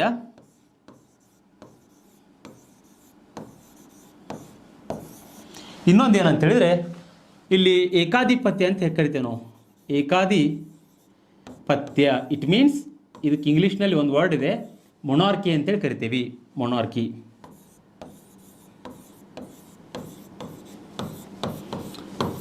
ಏಕಾಧಿಪತ್ಯ ಮತ್ತು ಗಣರಾಜ್ಯ. ಇಲ್ಲಿ ಗಣರಾಜ್ಯದಲ್ಲಿ ಏನಿದೆ ಅಂತ ಹೇಳಿದರೆ, ಗಣರಾಜ್ಯಕ್ಕೆ ಬೆಸ್ಟ್ ಎಕ್ಸಾಂಪಲ್ ಏನಂತ ಹೇಳಿದರೆ ಭಾರತ. ಇಲ್ಲೇನಾಗುತ್ತೆ, ಸರ್ಕಾರದ ಮುಖ್ಯಸ್ಥರನ್ನು ಓಕೆ ಪರೋಕ್ಷವಾಗಿ ಚುನಾವಣೆ ಮಾಡೋದ್ರ ಮೂಲಕವಾಗಿ ರಾಷ್ಟ್ರದ ಮುಖ್ಯಸ್ಥರನ್ನು ನಾವೇನು ಮಾಡ್ತೇವೆ, ಇಲ್ಲಿ ಜನರೇ ನೇರವಾಗಿ ಚುನಾವಣೆಯನ್ನು ಮಾಡೋದು. ಜನರೇ ನೇರವಾಗಿ ಚುನಾವಣೆಯಲ್ಲಿ ಭಾಗಿಯಾಗೋದಿಲ್ಲ. ಜನರು ಏನು ಮಾಡ್ತಾರೆ ಅಂತ ಹೇಳಿದ್ರೆ, ಚುನಾಯಿತ ಪ್ರತಿನಿಧಿಗಳ ಮುಖಾಂತರ ಏನು ಮಾಡ್ತಾರೆ, ರಾಷ್ಟ್ರಪತಿಯನ್ನು ಆರಿಸ್ತಾರೆ. ಇಲ್ಲಿ ರಾಷ್ಟ್ರಪತಿಯನ್ನು ಆರಿಸ್ತಾರೆ, ಆಯ್ಕೆ ಮಾಡ್ತಾರೆ. ಈ ರೀತಿ ವ್ಯವಸ್ಥೆಯನ್ನು ನಾವು ಗಣರಾಜ್ಯ ಅಂತ ಹೇಳ್ತೀವಿ. ಅಂದರೆ ಇಂಡೈರೆಕ್ಟಾಗಿ ಏನು ಮಾಡ್ತಾರೆ, ಇಂಡೈರೆಕ್ಟಾಗಿ ರಾಷ್ಟ್ರಪತಿ ಆಯ್ಕೆ ಆಗ್ತಾರೆ ಇಲ್ಲಿ.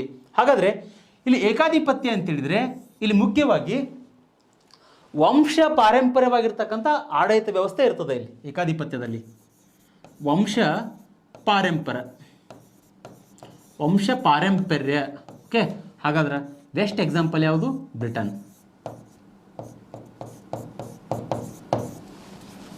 ಬೆಸ್ಟ್ ಎಕ್ಸಾಂಪಲ್ ಯಾವುದು ಅಂತ ಹೇಳಿದ್ರೆ, ಏಕಾಧಿಪತ್ಯಕ್ಕೆ ಬೆಸ್ಟ್ ಎಕ್ಸಾಂಪಲ್ ಯಾವುದು ಅಂತ ಹೇಳಿದ್ರೆ ಬ್ರಿಟನ್ ನಿಮಗೆ. ಓಕೆ, ಹಾಗಾದ್ರೆ ಎರಡು ಅಂಶಗಳನ್ನ ತಿಳ್ಕೊಂಡ್ರಿ. ಒಂದು ಗಣರಾಜ್ಯ ಅಂತ ಹೇಳಿದರೆ ಇಲ್ಲಿ ಇಂಡೈರೆಕ್ಟ್ ಎಲೆಕ್ಷನ್ಸ್ ಮುಖಾಂತರ ರಾಷ್ಟ್ರದ ಮುಖ್ಯಸ್ಥರನ್ನು ಆಯ್ಕೆ ಮಾಡ್ತೇವೆ. ಇಲ್ಲಿ ಏಕಾಧಿಪತ್ಯ, ಅದಕ್ಕೆ ಇಂಗ್ಲೀಷ್ನಲ್ಲಿ ಮೊನಾರ್ಕಿ ಅಂತೇಳಿ ಕರೀತಾರೆ. ಅಂದರೆ ವಂಶ ಪಾರಂಪರ್ಯವಾಗಿರ್ತಕ್ಕಂತಹ ಒಂದು ಆಡಳಿತವನ್ನು ಕಾಣ್ತೇವೆ ನಾವು. ಅದಕ್ಕೆ ಬೆಸ್ಟ್ ಎಕ್ಸಾಂಪಲ್ ಯಾವುದು ಅಂತ ಹೇಳಿದ್ರೆ ಬ್ರಿಟನ್ ರಾಷ್ಟ್ರ. ಹಾಗಾದರೆ ಇನ್ನು ಮುಂದಿನ ಒಂದು ಟಾಪಿಕ್ ಯಾವುದು ಅಂತ ಹೇಳಿದರೆ, ನ್ಯಾಯ. ನ್ಯಾಯ ಅಂದರೆ ಏನ್ರಿ, ಇಲ್ಲಿ ಪ್ರತಿಯೊಬ್ಬ ವ್ಯಕ್ತಿ ಕೂಡ ಜಸ್ಟಿಸ್ ಸಿಗಬೇಕು. ನಮ್ಮ ಭಾರತದ ಸಂವಿಧಾನದಲ್ಲಿ ನ್ಯಾಯ ಅನ್ನುವಂಥ ಪದವನ್ನು ಯಾಕೆ ಅಳವಡಿಸಿದ್ದಾರೆ ಅಂತೇಳಿದರೆ ಅದ್ರ ಬಗ್ಗೆ ಮಾತಾಡ್ತೀನಿ. ಇಲ್ಲಿ ನೋಡಿ, ಒಂದೇನಂತೇಳಿದರೆ ಇಲ್ಲಿ 3 ರೀತಿಯಾಗಿರ್ತಕ್ಕಂತಹ ಒಂದು ನ್ಯಾಯದಲ್ಲಿ ಪರಿಕಲ್ಪನೆಗಳನ್ನು ಕಾಣ್ತೇವೆ ನಾವು. ಒಂದು ಸಾಮಾಜಿಕ ನ್ಯಾಯ,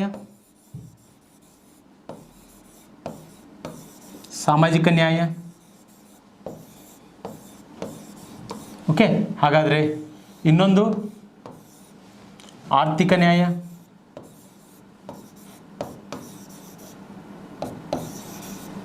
ಆರ್ಥಿಕ ನ್ಯಾಯ. ಇನ್ನೊಂದು ಏನಂತ ಹೇಳಿದರೆ ರಾಜಕೀಯ ನ್ಯಾಯ.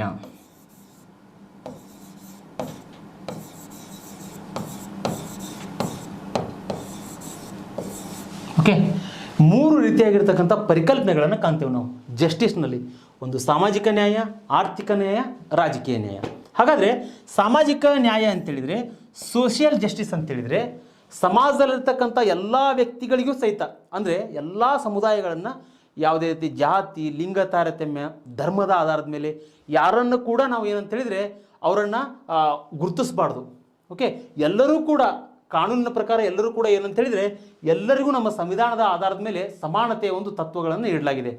ಎಲ್ಲರಿಗೂ ಸಮಾನವಾಗಿರ್ತಕ್ಕಂಥ ನ್ಯಾಯವನ್ನು ನೀಡಲಾಗಿದೆ. ಅಂಥ ಒಂದು ವ್ಯವಸ್ಥೆಯನ್ನು ಸಾಮಾಜಿಕ ನ್ಯಾಯ ಅಂತೇಳಿ ಕರಿತೀವಿ ನಾವು. ಓಕೆ, ಆರ್ಥಿಕ ನ್ಯಾಯ. ಇಲ್ಲಿ ಆರ್ಥಿಕ ನ್ಯಾಯ ಅಂತೇಳಿದರೆ ಇಲ್ಲೇನಾಗಿತ್ತು, ಬಿಫೋರ್ ಇಂಡಿಪೆಂಡೆನ್ಸ್ ಅಂದರೆ ಬ್ರಿಟಿಷರ ಕಾಲಾವಧಿಯಲ್ಲಿ ಏನಾಗಿತ್ತು ಅಂತ ಹೇಳಿದರೆ, ಯಾವ ವ್ಯಕ್ತಿ ಅತಿ ಹೆಚ್ಚು ಟ್ಯಾಕ್ಸನ್ನು ತುಂಬ್ತಾನಲ್ಲ ಅವ್ನಿಗೆ ವೋಟಿಂಗ್ ಪವರ್ ಇತ್ತು. ಯಾವ ವ್ಯಕ್ತಿ ಅಗರ್ಭ ಶ್ರೀಮಂತ ಇದ್ದಲ್ಲ ಅವನಿಗೆ ಏನಂತೇಳಿದರೆ ಸಪ್ರೇಟ್ ಆಗಿರ್ತಕ್ಕಂಥ ಒಂದು ಈ ಸೌಲಭ್ಯಗಳನ್ನ ನೀಡ್ತಕ್ಕಂಥದ್ದು. ಈ ರೀತಿ ಗುರುತಿಸ್ತಾ ಇದ್ದರು. ಅಲ್ಲಿ ಬಡವರನ್ನು ಕಡೆಗಣಿಸಲಾಗಿತ್ತು. ಹಾಗಾಗಿ ಈ ಆರ್ಥಿಕ ನ್ಯಾಯದ ಪ್ರಕಾರ ಯಾವುದೇ ಒಬ್ಬ ವ್ಯಕ್ತಿಯನ್ನು ಆದಾಯ ಮತ್ತು ಸಂಪತ್ತಿನ ಆಧಾರದ ಮೇಲೆ ತಾರತಮ್ಯ ಮಾಡಬಾರ್ದು. ಅವನೂ ಕೂಡ ಎಂಥ ದೊಡ್ಡ ಕುಬೇರ ನಡೆದಾನಂದ್ರೂ ಕೂಡ ಸಂವಿಧಾನದ ಪ್ರಕಾರ ಅವನೂ ಕೂಡ ಸಂವಿಧಾನದ ಒಂದು ಭಾಗನೇ. ಓಕೆ, ಎಲ್ಲ ಜನರ ಒಂದು ಸಮಾನತೆ ಆಧಾರದ ಮೇಲೆ ಎಂಥ ಒಬ್ಬ ದೊಡ್ಡ ಮನುಷ್ಯ ಇದ್ರೂ ಸಹಿತ ಸಮಾನತೆ ಆಧಾರದ ಮೇಲೆ ಅವನೂ ಕೂಡ ಅದರಲ್ಲಿ ಒಬ್ಬ. ಹೀಗಾಗಿ ಇಲ್ಲಿ ಆರ್ಥಿಕ ನ್ಯಾಯ ಅಂದರೆ ಇದು. ಇಲ್ಲಿ ರಾಜಕೀಯ ನ್ಯಾಯ ಅಂತೇಳಿದರೆ ಉದಾಹರಣೆ ಹೇಳೋದಾದರೆ, ಇಲ್ಲಿ ನಮ್ಮ ಸಂವಿಧಾನ ಎಂತಹ ಒಂದು ಅವಕಾಶವನ್ನು ನಮಗೆ ನೀಡಿದೆ ಅಂತೇಳಿದರೆ, ಇಲ್ಲಿ ಯಾವುದೇ ಒಬ್ಬ ವ್ಯಕ್ತಿ ಬಡವಾಗಿರ್ಬೋದು, ಶ್ರೀಮಂತ ಆಗಿರ್ಬೋದು, ದೊಡ್ಡ ಆಫೀಸರ್ಸ್ ಆಗಿರ್ಬೋದು, ಪ್ರತಿಯೊಬ್ಬ ವ್ಯಕ್ತಿಗೂ ಕೂಡ ಏನಂತೇಳಿದರೆ ನಮ್ಮ ಸಂವಿಧಾನದಲ್ಲಿ ಏನು ನಮ್ಗೆ ಅವಕಾಶ ಇದೆ ಅಂತೇಳಿದ್ರೆ ಪ್ರತಿಯೊಬ್ಬರು ಕೂಡ ಮತದಾನವನ್ನು ಮಾಡ್ಬೋದು, ಪ್ರತಿಯೊಬ್ಬರು ಕೂಡ ಚುನಾವಣೆಗಳಲ್ಲಿ ಭಾಗಿಯಾಗ್ಬೋದು, ಪ್ರತಿಯೊಬ್ಬರು ಕೂಡ ಎಲೆಕ್ಷನ್ಸ್ಗಳಿಗೆ ನಿಂತ್ಕೊಳ್ಬೋದು. ಜೊತೆಗೆ ಯಾವುದೇ ಒಬ್ಬ ವ್ಯಕ್ತಿಯೂ ಸಹಿತ ಸಂವಿಧಾನದ ಉನ್ನತವಾಗಿರ್ತಕ್ಕಂತಹ ಒಂದು ಹುದ್ದೆಯನ್ನು ಅಲಂಕರಿಸ್ಬೋದು. ಆ ರೀತಿಯಾಗಿರ್ತಕ್ಕಂಥ ಸೌಲಭ್ಯಗಳನ್ನು ಏನಂತೇಳಿದ್ರೆ ನಮ್ಮ ಸಂವಿಧಾನ ರಚನಾಕಾರರು ನೀಡಿದ್ದಾರೆ. ಈ ರೀತಿಯಾಗಿರ್ತಕ್ಕಂಥ ವ್ಯವಸ್ಥೆಯನ್ನು ನಾವು ನ್ಯಾಯದಲ್ಲಿ ಕಾಣ್ತೇವೆ. ಹಾಗಾದರೆ ನೆಕ್ಸ್ಟು ಇಲ್ಲಿ ಸ್ವಾತಂತ್ರ್ಯ. ಇಲ್ಲಿ ನೋಡ್ರಿ, ಈ ಸ್ವಾತಂತ್ರ್ಯ ಅಂದ ತಕ್ಷಣ ಸಂವಿಧಾನದ 19ನೇ ವಿಧಿ ಏನು ಮಾಡುತ್ತೆ ಅಂತೇಳಿದ್ರೆ ಸ್ವಾತಂತ್ರ್ಯದ ಬಗ್ಗೆ ಹೇಳ್ತದೆ. ನೆನ್ಪಿಟ್ಟುಕೊಡ್ರಿ, 19ನೇ ವಿಧಿ ಮೂಲಭೂತ ಹಕ್ಕುಗಳಲ್ಲಿ ಸ್ವಾತಂತ್ರ್ಯ ಅನ್ನುವಂಥದ್ದು ಕೂಡ ಒಂದು. ಹಾಗಾದರೆ ಇಲ್ಲಿ ಸ್ವಾತಂತ್ರ್ಯ ಅಂತೇಳಿದರೆ ಇಲ್ಲಿ ನೋಡಿ, ಪ್ರತಿಯೊಬ್ಬ ವ್ಯಕ್ತಿಗೂ ಕೂಡ ಚಿಂತನೆಯ ಸ್ವಾತಂತ್ರ್ಯ ಇದೆ, ಮಾತನಾಡುವ ಸ್ವಾತಂತ್ರ್ಯ ಇದೆ, ವಾಕ್ ಸ್ವಾತಂತ್ರ್ಯ ಇದೆ. ಹೌದಾ? ಇವತ್ತು ನೀವು ಸರ್ಕಾರದ ಆಡಳಿತ ವ್ಯವಸ್ಥೆಯನ್ನು ಟೀಕೆ ಟಿಪ್ಪಣಿಗಳನ್ನು ಮಾಡ್ತಕ್ಕಂಥ ಸ್ವಾತಂತ್ರ್ಯ ಪ್ರತಿಯೊಬ್ಬ ಪ್ರಜೆಗೂ ಇದೆ. ಹೌದಾ? ಇವತ್ತು ಪತ್ರಿಕೆಗಳು ಅಂದರೆ ನಮ್ಮ ಸಂವಿಧಾನದ 4ನೇ ಅಂಗ ಅಂಥೇಳಿ ಇವತ್ತು ನಾವು ಪತ್ರಿಕೆಗಳನ್ನು ಕರಿತೇವೆ. ಪತ್ರಿಕೆಗಳು ಸಹಿತ ಸರ್ಕಾರ ಮಾಡ್ತಕ್ಕಂತಹ ಕಾರ್ಯಗಳನ್ನು ಅವು ಸರಿಯಾಗಿದ್ದಾವೋ ಅಥವಾ ತಪ್ಪಿದಾವೋ ಅಂಥೇಳಿ ಹೊರಗಲ್ಲಿಗೆ ಹಚ್ಚಿ ಜನರಿಗೆ ಮುಟ್ಟಿಸ್ತಕ್ಕಂಥ ಒಂದು ಕಾರ್ಯವನ್ನು ಮಾಡ್ತವೆ. ಹಾಗಾದರೆ ಇಲ್ಲೇನಾಗುತ್ತೆ, ಸ್ವಾತಂತ್ರ್ಯ ವಿಷಯದಲ್ಲಿ ಪ್ರತಿಯೊಬ್ಬ ವ್ಯಕ್ತಿ ಕೂಡ ಸ್ವಾತಂತ್ರ್ಯವನ್ನು ಪಡ್ಕೊಂಡಿದ್ದಾನೆ. ನಾವು ಭಾರತದಾದ್ಯಂತ ಎಲ್ಲಾದರೂ ಸಂಚರಿಸ್ಬೋದು, ಯಾವುದೇ ರಾಜ್ಯಕ್ಕೆ ಹೋಗ್ಬೋದು, ಅಲ್ಲಿ ನೆಲೆಸ್ಬೋದು. ಈ ರೀತಿಯಾಗಿರ್ತಕ್ಕಂಥ ಸ್ವಾತಂತ್ರ್ಯವನ್ನು ನಮ್ಮ ಸಂವಿಧಾನದ ಪೀಠಿಕೆಯಲ್ಲಿ ರಚನಾಕಾರರು ನೀಡಿದ್ದಾರೆ. ಹೀಗಾಗಿ ಇಷ್ಟೊಂದು ಮಹತ್ವವನ್ನು ಪಡ್ಕೊಂಡಿದೆ ಇದು. ನೆಕ್ಸ್ಟು ಇಲ್ಲಿ ಸಮಾನತೆ. ಇಲ್ಲಿ ನೋಡಿ, ಈಗಾಗಲೇ ಹೇಳಿದೆ, ಈ ಸಮಾನತೆ ಅನ್ನುವಂಥದ್ದು ಏನಂತ ಹೇಳಿದರೆ ಸಂವಿಧಾನದ 14ನೇ ವಿಧಿ ಏನು ಮಾಡುತ್ತೆ ಅಂತೇಳಿದರೆ ಕಾನೂನಿನ ಮುಂದೆ ಎಲ್ಲರೂ ಸಮಾನರು ನಾವು. ಹೌದಾ? ಕಾನೂನಿನ ಮುಂದೆ ಪ್ರತಿಯೊಬ್ಬ ವ್ಯಕ್ತಿಯೂ ಸಮಾನನೇ. ಅವನೊಬ್ಬ ದೊಡ್ಡ ಆಫೀಸರ್ಸ್ ಆಗಲಿ, ಅವನೊಬ್ಬ ದೊಡ್ಡ ಶಾಸಕರಾಗಲಿ, ಯಾರೋ ಆದರೂ ಸಹಿತ ಇಲ್ಲಿ ಕಾನೂನಿನ ಪ್ರಕಾರ ಪ್ರತಿಯೊಬ್ಬರೂ ಸಹಿತ ಏನಂತೇಳಿದರೆ ಸಂವಿಧಾನಕ್ಕೆ ತಲೆ ಬಾಗಲೇಬೇಕು. ಹಾಗಾದರೆ ಇಲ್ಲಿ ಕಾನೂನಿನ ಸಮಾನತೆ ಬಗ್ಗೆ ಹೇಳ್ತದೆ ಇಲ್ಲಿ ಈ ವಿಧಿ. ಕಾನೂನಿನ ಮುಂದೆ ಸಮಾನರು.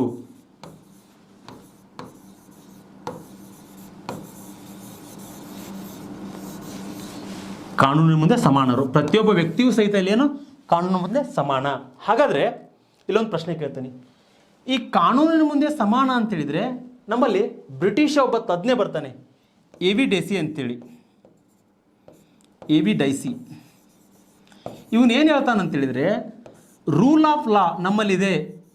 ರೂಲ್ ಆಫ್ ಲಾ ಇದೆ ನಮ್ಮಲ್ಲಿ. ಇಟ್ ಮೀನ್ಸ್ ಏನಂತೇಳಿದರೆ ಕಾನೂನಿನ ಆಳ್ವಿಕೆ ನಮ್ಮಲ್ಲಿದೆ. ರೂಲ್ ಆಫ್ ಲಾ ಅಂತೇಳಿದರೆ ಕಾನೂನಿನ ಆಳ್ವಿಕೆ ನಮ್ಮಲ್ಲಿದೆ. ಅಂದರೆ ನಾವು ಸಂವಿಧಾನದ ಸಂವಿಧಾನದಲ್ಲಿ ಏನೆಲ್ಲ ಅಂಶಗಳಿದಾವಲ್ಲ ಕಾನೂನಿನ ಪ್ರಕಾರ ಅದಕ್ಕೆ ನಾವು ತಲೆ ಬಾಗಲೇಬೇಕು. ನಮ್ಮಲ್ಲಿ ಪೊಲೀಸ್ ವ್ಯವಸ್ಥೆ ಇಲ್ಲ. ಅಂದರೆ ಪೊಲೀಸರು ತಮಗೆ ಬೇಕಾದ ಹಾಗೆ ಜನರ ಮೇಲೆ ಏನಂತೇಳಿದರೆ ಶೋಷಣೆಯನ್ನು ಮಾಡುವಂಗಿಲ್ಲ. ಅದೇನಂತೇಳಿದರೆ ಕಾನೂನಿನ ಪ್ರಕಾರನೇ ಮಾಡಬೇಕು ಅವರು. ಯಾಕೆ ಹೇಳಿ? ನಮ್ಮದು ಕಾನೂನಿನ ಆಳ್ವಿಕೆ, ರೂಲ್ ಆಫ್ ಲಾ ನಮ್ಮಲ್ಲಿದೆ. ಆ ಪರಿಕಲ್ಪನೆಯನ್ನು ನೀಡಿದವರು ಯಾರು? ಎ ವಿ ಡೈಸಿ ಅಂತೇಳಿ. ಕಾನೂನಿನ ಮುಂದೆ ಎಲ್ಲರೂ ಕೂಡ ಸಮಾನ ರಕ್ಷಕರು. ಹಾಗಾದರೆ ಇದನ್ನು ನೋಟ್ ಮಾಡ್ಕೊಳ್ಬೇಕು ನೀವು. ಎ ವಿ ಡೈಸಿ ಈ ಪದವನ್ನು ಹೇಳಿದ್ದಾರೆ. ಇಂಪಾರ್ಟೆಂಟ್ ಇದು, ಪರೀಕ್ಷೆಯಲ್ಲಿ ಈ ವಿಷಯವನ್ನು ಕೇಳ್ತಾರೆ. ಹೀಗಾಗಿ ನೋಟ್ ಡೌನ್ ಮಾಡ್ಕೊಳ್ರಿ. ಹಾಗಾದರೆ ನೆಕ್ಸ್ಟ್ ಟಾಪಿಕ್ ಯಾವುದಂದ್ರೆ ಇಲ್ಲಿ ಭ್ರಾತೃತ್ವ. ಇಲ್ಲಿ ನೋಡಿ, ಭ್ರಾತೃತ್ವ ಅಂತೇಳಿದರೆ ಏನಂತೇಳಿದರೆ ಅದೇ ಸ್ನೇಹಿತರೆ, ಭ್ರಾತೃತ್ವ ಅಂತೇಳಿದರೆ ಒಂದು ಸಹೋದರತ್ವ, ಒಂದು ಮನೋಭಾವನೆ. ಅಂದರೆ ನಾವೆಲ್ಲರೂ ಕೂಡ ಸಹೋದರರು, ಪ್ರೀತಿ ವಿಶ್ವಾಸದಿಂದ ಬಾಳ್ತಕ್ಕಂಥದ್ದು. ಯಾರೂ ಕೂಡ ವೈಷಮ್ಯವನ್ನು ಬೆಳೆಸ್ಕೊಳ್ಳದೆ ನಮ್ಮಲ್ಲಿ ಏನಂತೇಳಿ ರಾಷ್ಟ್ರದ ಒಂದು ಪ್ರಗತಿಗೋಸ್ಕರ ನಾವೇನು ಮಾಡಬೇಕು, ಒಂದು ಸಹೋದರತ್ವ ಭಾವನೆಯನ್ನು ಬೆಳೆಸ್ಕೊಂಡು ಸಹಬಾಳ್ವೆಯ ಮೂಲಕ ನಮ್ಮ ಬದುಕನ್ನು ಕಟ್ಕೊಳ್ಬೇಕು ನಾವು. ಅದೇ ವಿಷಯವನ್ನು ಭ್ರಾತೃತ್ವ ನಮಗೆ ತಿಳಿಸ್ಕೊಡ್ತದೆ. ಹಾಗಾದರೆ ಈ ಭ್ರಾತೃತ್ವದ ಬಗ್ಗೆ ನಿಮ್ಗೆ ಅರ್ಥ ಆಗಿದೆ ಅಂತೇಳಿ ನಾನು ಭಾವಿಸ್ತೇನೆ. ನೆಕ್ಸ್ಟು ಇಲ್ಲಿ ನೋಡಿ, ಪ್ರಸ್ತಾವನೆ ಕುರಿತು ಹೇಳಿಕೆಗಳನ್ನು ಹೇಳ್ತಾರೆ ಇಲ್ಲಿ. ಅಂದರೆ ಇಲ್ಲೇನಾಗುತ್ತೆ, ಪ್ರಸ್ತಾವನೆ ಅಂದರೆ ನಮ್ಮ ಸಂವಿಧಾನ ರಚನಾಕಾರರು ಏನು ಮಾಡ್ತಾರೆ, ಪ್ರಸ್ತಾವನೆಯನ್ನು ಸಿದ್ಧಪಡಿಸ್ತಾರೆ.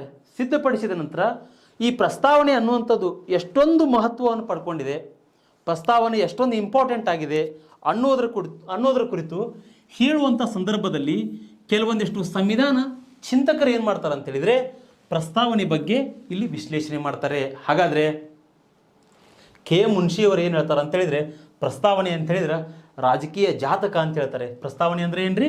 ರಾಜಕೀಯ ಜಾತಕ ಅಂತೇಳಿ. ಹಾಗಾದರೆ ಈ ರಾಜಕೀಯ ಜಾತಕ ಅನ್ನುವಂತಹ ಒಂದು ಪದವನ್ನು ಬಳಸಿದವರು ಯಾರು?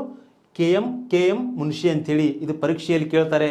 ಹಾಗಾದರೆ ಕೆ ಎಂ ಮುನ್ಷಿ ಯಾರು ಅಂತೇಳಿದರೆ ಇವರು ಕೂಡ ನಮ್ಮ ಭಾರತದ ಸಂವಿಧಾನದ ರಚನಾ ಸಭೆಯಲ್ಲಿರ್ತಕ್ಕಂಥ ಒಬ್ಬ ಸದಸ್ಯರು, ಸಂವಿಧಾನಕ್ಕಾಗಿ ದುಡಿದಿರ್ತಕ್ಕಂಥ ಒಬ್ಬ ವ್ಯಕ್ತಿ. ಅವ್ರು ಯಾವ ಪದ ಬಳಕೆ ಮಾಡಿದ್ದಾರೆ? ರಾಜಕೀಯ ಜಾತಕ ಅನ್ನುವಂಥ ಪದವನ್ನು ಬಳಕೆ ಮಾಡಿದ್ದಾರೆ.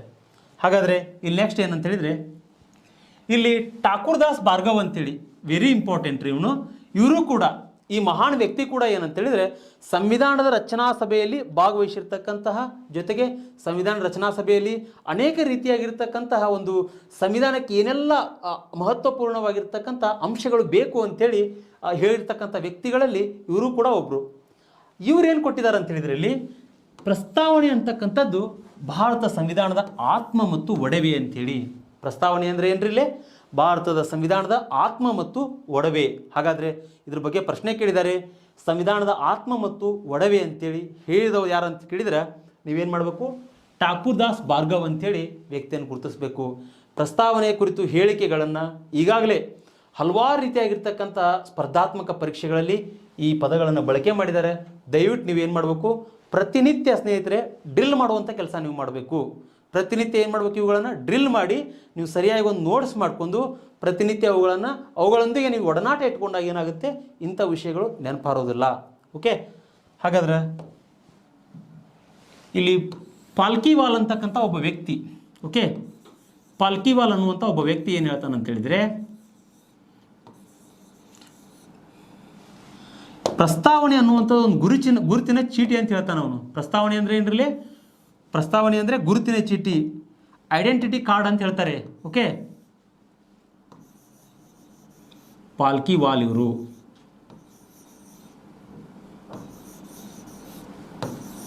ಹಾಗಾದರೆ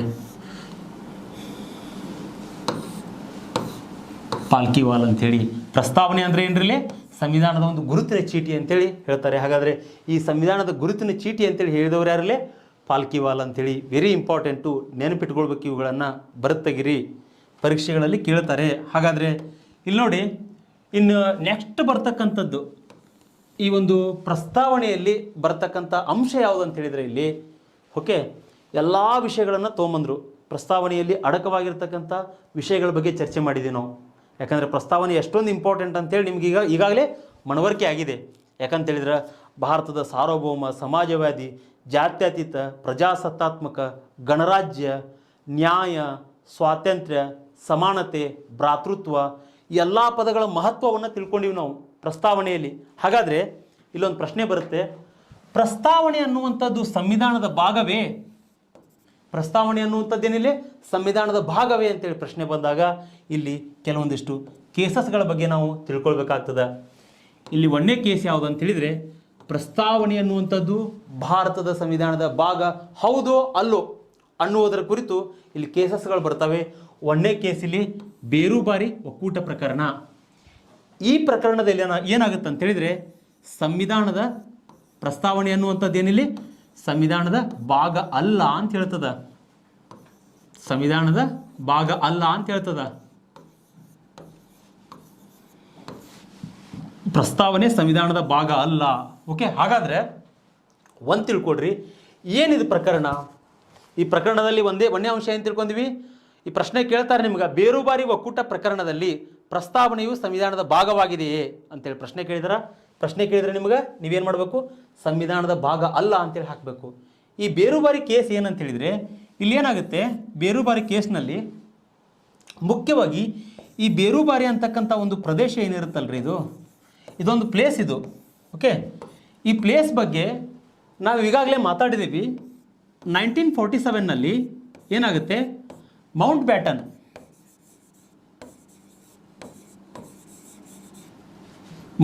ಏನು ಮಾಡ್ತಾನೆ, 2 ರಾಷ್ಟ್ರಗಳನ್ನು ಡಿವೈಡ್ ಮಾಡ್ತಾನೆ. ಓಕೆ, ಒಂದು ಇಂಡಿಯಾ ಮತ್ತು ಪಾಕಿಸ್ತಾನ. 2 ಡೊಮಿನಿಯನ್ ರಾಷ್ಟ್ರಗಳನ್ನಾಗಿ ಡಿವೈಡ್ ಮಾಡ್ತಾರೆ. ಯಾರು? Mount baton.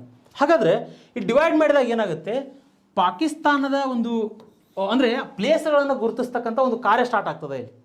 ಯಾಕಂತೇಳಿದರೆ ಒಂದು ಗಡಿ ರೇಖೆಯ ಒಂದು ಅಧ್ಯಕ್ಷರನ್ನಾಗಿ ಸರ್ ಸಿರಿಲ್ ರ್ಯಾಡ್ಕ್ಲಿಫ್ ಅವರನ್ನು ನೇಮಕ ಮಾಡಿರ್ತಾರೆ. ಹಾಗಾದರೆ ಆ ಗಡಿ ರೇಖೆಗಳನ್ನು ಗುರುತಿಸುವಂಥ ಸಂದರ್ಭದಲ್ಲಿ ಈ ಒಂದು ಏನಾಗುತ್ತಿಲ್ಲ, ಬೇರುಬಾರಿ ಅಂದರೆ ಈ ಒಂದು ಪ್ರದೇಶ ಏನಿದೆ ಅಲ್ಲ, ಬೇರುಬಾರಿ ಅನ್ನುವಂಥ ಪ್ರದೇಶ ವೆಸ್ಟ್ ಬಂಗಾಳದಲ್ಲಿರ್ತದೆ. ಇಲ್ಲೇನಿರ್ತಾರೆ ಇದು, ಈ ಬೇರುಬಾರಿ ಅನ್ನುವಂಥ ಪ್ರದೇಶ ಎಲ್ಲಿರುತ್ತೆ ಅಂತೇಳಿದರೆ, ರೈಸ್ ಮಾಡ್ತಾನೆ ಇದನ್ನ, ಬೇರುಬಾರಿ ಅನ್ನುವಂಥ ಪ್ರದೇಶ ವೆಸ್ಟ್ ಬೆಂಗಾಲಿಗೆ ಸೇರಿರ್ತದೆ. ಇಲ್ಲಿ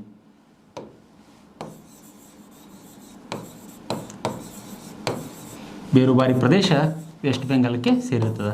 ಹಾಗಾದರೆ ಈ ಒಂದು ಬೇರುಬಾರಿ ಪ್ರಕರಣದಲ್ಲಿ ಏನಾಗುತ್ತೆ ಅಂತ ಹೇಳಿದರೆ, ಆಮೇಲೆ ಅದನ್ನು ಪಾಕಿಸ್ತಾನಕ್ಕೆ ಹಸ್ತಾಂತರ ಮಾಡ್ತಾರೆ, ಒಪ್ಕೊಳ್ಳೋಣ ಅದನ್ನ. ಓಕೆ, ಈ ಪ್ರದೇಶವನ್ನು ಪಾಕಿಸ್ತಾನಕ್ಕೆ, ಕೆಲವೊಂದಿಷ್ಟು ಪ್ರದೇಶಗಳನ್ನು ಭಾರತದಲ್ಲಿ ಇಟ್ಕೊಳ್ತಾರೆ. ಬೇರುಬಾರಿ ಪ್ರದೇಶದಲ್ಲಿ ಬರ್ತಕ್ಕಂಥ ಸ್ಥಳಗಳನ್ನು, ಕೆಲವೊಂದಿಷ್ಟು ಸ್ಥಳಗಳನ್ನು ಪಾಕಿಸ್ತಾನಕ್ಕೆ ಕೂಡ ಹಸ್ತಾಂತರ ಮಾಡ್ತಾರೆ. ಹಾಗಾದರೆ ಈ ಕೇಸ್ನಲ್ಲಿ ನಮ್ಗೆ ಏನು ಕಂಡು ಬರುತ್ತೆ ಅಂತ ಹೇಳಿದರೆ, ಪ್ರಸ್ತಾವನೆ ಅನ್ನುವಂಥದ್ದು ಸಂವಿಧಾನದ ಭಾಗ ಅಲ್ಲ ಅಂತೇಳಿ ಬರ್ತದೆ. ಈ ಕೇಸ್ ಇಂಪಾರ್ಟೆಂಟು, ನೆನ್ಪಿಟ್ಕೊಳ್ರಿ. ಹಾಗಾದ್ರೆ ಮುಂದಿನ ಕೇಸ್ ಯಾವುದು ಅಂತ ಹೇಳಿದರೆ, ಇಲ್ಲಿ ನೋಡ್ರಿ, ಇದೇನು ಕೇಶವಾನಂದಿ ವರ್ಸಸ್ ಇಲ್ಲಿ ಏನಂತ ಹೇಳಿದರೆ, ಕೇಶವಾನಂದ ವರ್ಸಸ್ ಕೇರಳ ರಾಜ್ಯ ಪ್ರಕರಣ ಏನದಲ್ಲ ಈ ಕೇಸು ಸಂವಿಧಾನದ ಒಂದು ಚರಿತ್ರೆಯನ್ನೇ ಬದಲಾವಣೆ ಮಾಡ್ತದೆ, ಇತಿಹಾಸವನ್ನೇ ಬದಲಾವಣೆ ಮಾಡ್ತದೆ. ಯಾಕಂತೇಳಿದ್ರೆ ಇಲ್ಲೇನಾಗುತ್ತೆ, ಸಂವಿಧಾನದ ಭಾಗ ಅಂತೇಳಿ ಹೇಳ್ತದೆ ಸುಪ್ರೀಂ ಕೋರ್ಟ್. ಏನು ಹೇಳುತ್ತಿಲ್ಲಿ, ಪ್ರಸ್ತಾವನೆ ಅನ್ನುವಂಥದ್ದು ಸಂವಿಧಾನದ ಭಾಗ ಅಂತೇಳಿ ಹೇಳ್ತದೆ. ಹಾಗಾದ್ರೆ ಬೇರುಬಾರಿ ಒಕ್ಕೂಟ ಪ್ರಕರಣದಲ್ಲಿ ಏನಾಗುತ್ತೆ, ಸಂವಿಧಾನದ ಭಾಗ ಅಲ್ಲ ಅಂತ ಹೇಳುತ್ತೆ.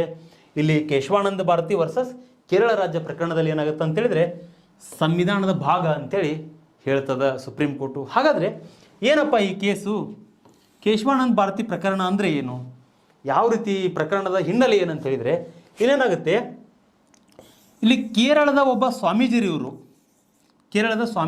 ಕೇಶವಾನಂದ್ ಅಂತಕ್ಕಂಥ ಒಬ್ಬ ಸ್ವಾಮೀಜಿಯವರು ಇಲ್ಲಿ ಎಡನೀರು ಮಠದವರು. ಇಲ್ಲಿ ಏನು ಮಾಡುತ್ತೆ ಅಂತೇಳಿದರೆ, ಇಲ್ಲಿ ಕೇರಳ ಸರ್ಕಾರ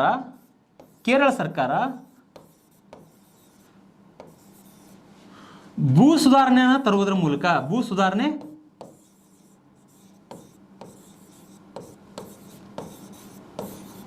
ಈ ಕೇಸ್ನಲ್ಲಿ ಕೇರಳ ಸರ್ಕಾರ ಭೂ ಸುಧಾರಣೆಯ ಕಾಯ್ದೆಯ ಮುಖಾಂತರ ಏನಾಗುತ್ತೆ ಅಂತ ಹೇಳಿದ್ರೆ ಈ ಒಂದು ಮಠದ ಆಸ್ತಿಯನ್ನು ಎಳನೀರು ಮಠದ ಒಂದು ಆಸ್ತಿಯನ್ನು ವಶಪಡಿಸಿಕೊಳ್ತದ, ಆಕ್ರಮಿಸಲಿಕ್ಕೆ ಪ್ರಯತ್ನ ಮಾಡ್ತದ.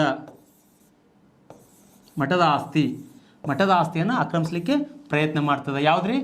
ಕೇರಳ ಸರ್ಕಾರ. ಅವಾಗ ಏನಾಗುತ್ತೆ ಅಂತ ಹೇಳಿದ್ರೆ ಇದನ್ನು ಪ್ರಶ್ನಿಸಿ ಕೇಶವಾನಂದ ಸ್ವಾಮೀಜಿಗಳು ಏನು ಮಾಡ್ತಾರೆ ಅಂತ ಹೇಳಿದ್ರೆ ಸುಪ್ರೀಂ ಕೋರ್ಟಿಗೆ ಹೋಗ್ತಾರೆ.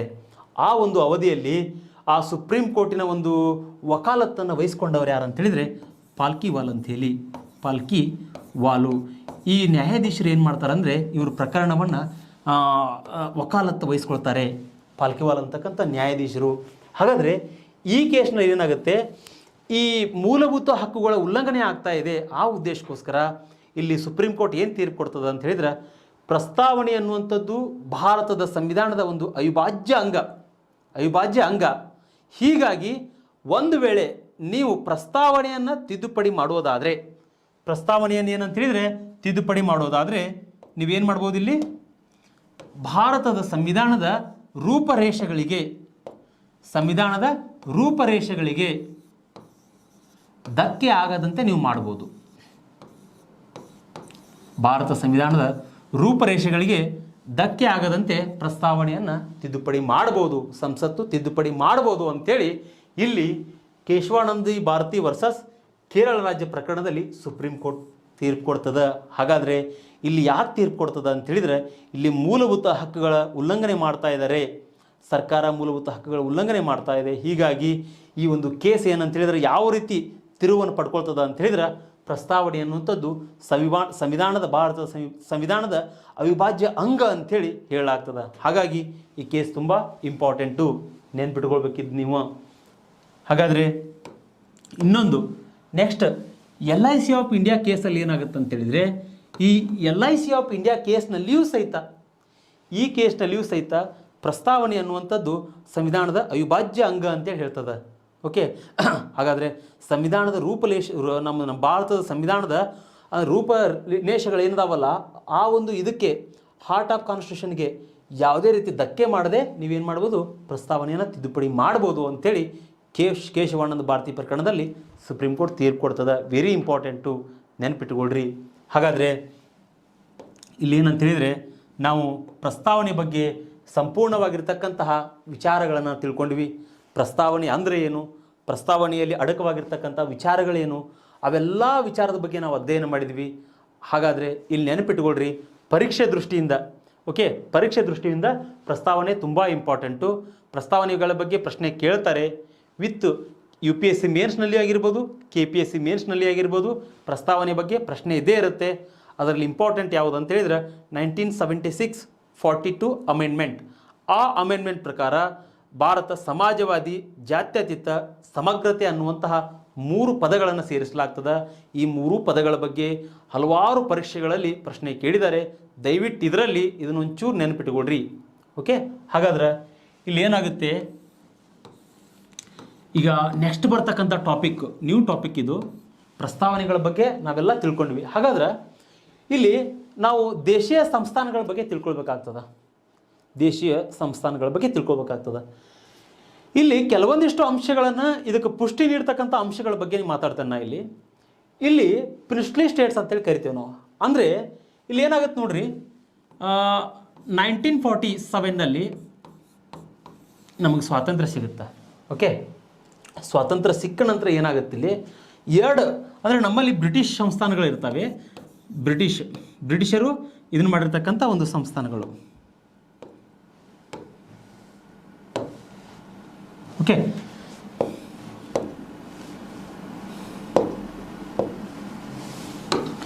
ನಮ್ಮಲ್ಲಿ ಸ್ವಾತಂತ್ರ್ಯ ಸಿಕ್ಕ ನಂತರ ಬ್ರಿಟಿಷರು ಆಳ್ವಿಕೆ ಮಾಡಿರ್ತಕ್ಕಂಥ ಪ್ರದೇಶಗಳಿರ್ತವೆ. ಬ್ರಿಟಿಷರು ಆಳ್ವಿಕೆಗೊಳಪಟ್ಟಿರ್ತಕ್ಕಂಥ ಪ್ರದೇಶಗಳು ಆಳ್ವಿಕೆ.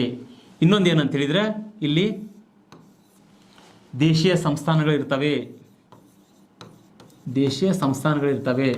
ಪ್ರಿನ್ಸ್ಲಿ ಸ್ಟೇಟ್ಸ್ ಅಂತೇಳಿ ಕರಿತೇವೆ ನಾವು. ಹಾಗಾದರೆ ಇಲ್ಲಿ ಏನಾಗುತ್ತೆ ಅಂತ ಹೇಳಿದರೆ ಇಲ್ಲಿ ಬ್ರಿಟಿಷರು ಆಳ್ವಿಕೆಗೊಳಪಟ್ಟಿರ್ತಕ್ಕಂಥ ಪ್ರಾಂತ್ಯಗಳೇನದಾವಲ್ಲ, ಈ ಪ್ರಾಂತ್ಯಗಳು ಏನು ಮಾಡ್ತವೆ, ಪ್ರಾಂತ್ಯಗಳು ನಮ್ಮ ಭಾರತದ ಒಕ್ಕೂಟಕ್ಕೆ ಸೇರ್ಕೊಳ್ತವೆ, ಆದರೆ ದೇಶೀಯ ಸಂಸ್ಥಾನಗಳಲ್ಲಿ 3 ಸಂಸ್ಥಾನಗಳು ಸೇರ್ಕೋದಿಲ್ಲ. ಓಕೆ, ಇಲ್ಲಿ ಕಾಶ್ಮೀರ, ಜುನಾಗಢ, ಇನ್ನೊಂದು ಹೈದರಾಬಾದ್. ಇಲ್ಲಿ ಕಾಶ್ಮೀರ, ಜುನಾಗಢ,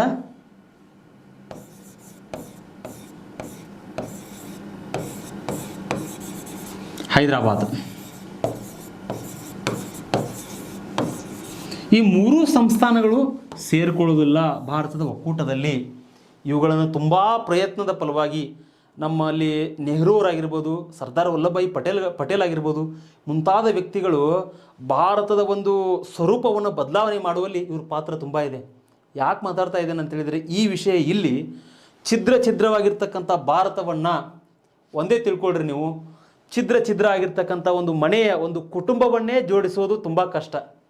ಛಿದ್ರ ಆಗಿರ್ತಕ್ಕಂಥ ಒಂದು ಕುಟುಂಬವನ್ನೇ ಜೋಡಿಸೋದು ತುಂಬ ಕಷ್ಟ. ಹಾಗಾದರೆ ಇಡೀ ರಾಷ್ಟ್ರ ಛಿದ್ರ ಹೋಗಿರ್ತದ. ಅಂತಹ ರಾಷ್ಟ್ರವನ್ನು ಒಗ್ಗೂಡಿಸಿ ಒಂದು ಬಲಿಷ್ಠ ರಾಷ್ಟ್ರವನ್ನು ಮಾಡೋದೇನದಲ್ಲ, ಅದರ ಫೌಂಡೇಶನ್ಗೋಸ್ಕರ ಶ್ರಮ ಪಟ್ಟಿರ್ತಕ್ಕಂಥ ವ್ಯಕ್ತಿಗಳನ್ನು ನಾವು ನೆನೆಯಲೇಬೇಕು ಇವತ್ತು. ಸರ್ದಾರ್ ವಲ್ಲಭಭಾಯಿ ಪಟೇಲ್ ಆಗಿರ್ಬೋದು, ನೆಹರು ಅವರಾಗಿರ್ಬೋದು, ಈ ದಿಶೆಯಲ್ಲಿ ತುಂಬ ಇಂಪಾರ್ಟೆಂಟ್ ಆಗಿರ್ತಕ್ಕಂಥ ಒಂದು ಪಾತ್ರವನ್ನು ವಹಿಸ್ಕೊಳ್ತಾರೆ. ಅಂದರೆ ಇಲ್ಲೇನಿರುತ್ತೆ, ದೇಶೀಯ ಸಂಸ್ಥಾನಗಳಂತೇಳಿದರೆ ಅವರು ಒಂದು ಮೇನ್ ಒಂದು ವೀಕ್ನೆಸ್ಸು ಅನ್ಕೋಬೋದು, ಅವ್ರ ಪ್ಲಸ್ ಪಾಯಿಂಟು ಅನ್ಕೋಬೋದು.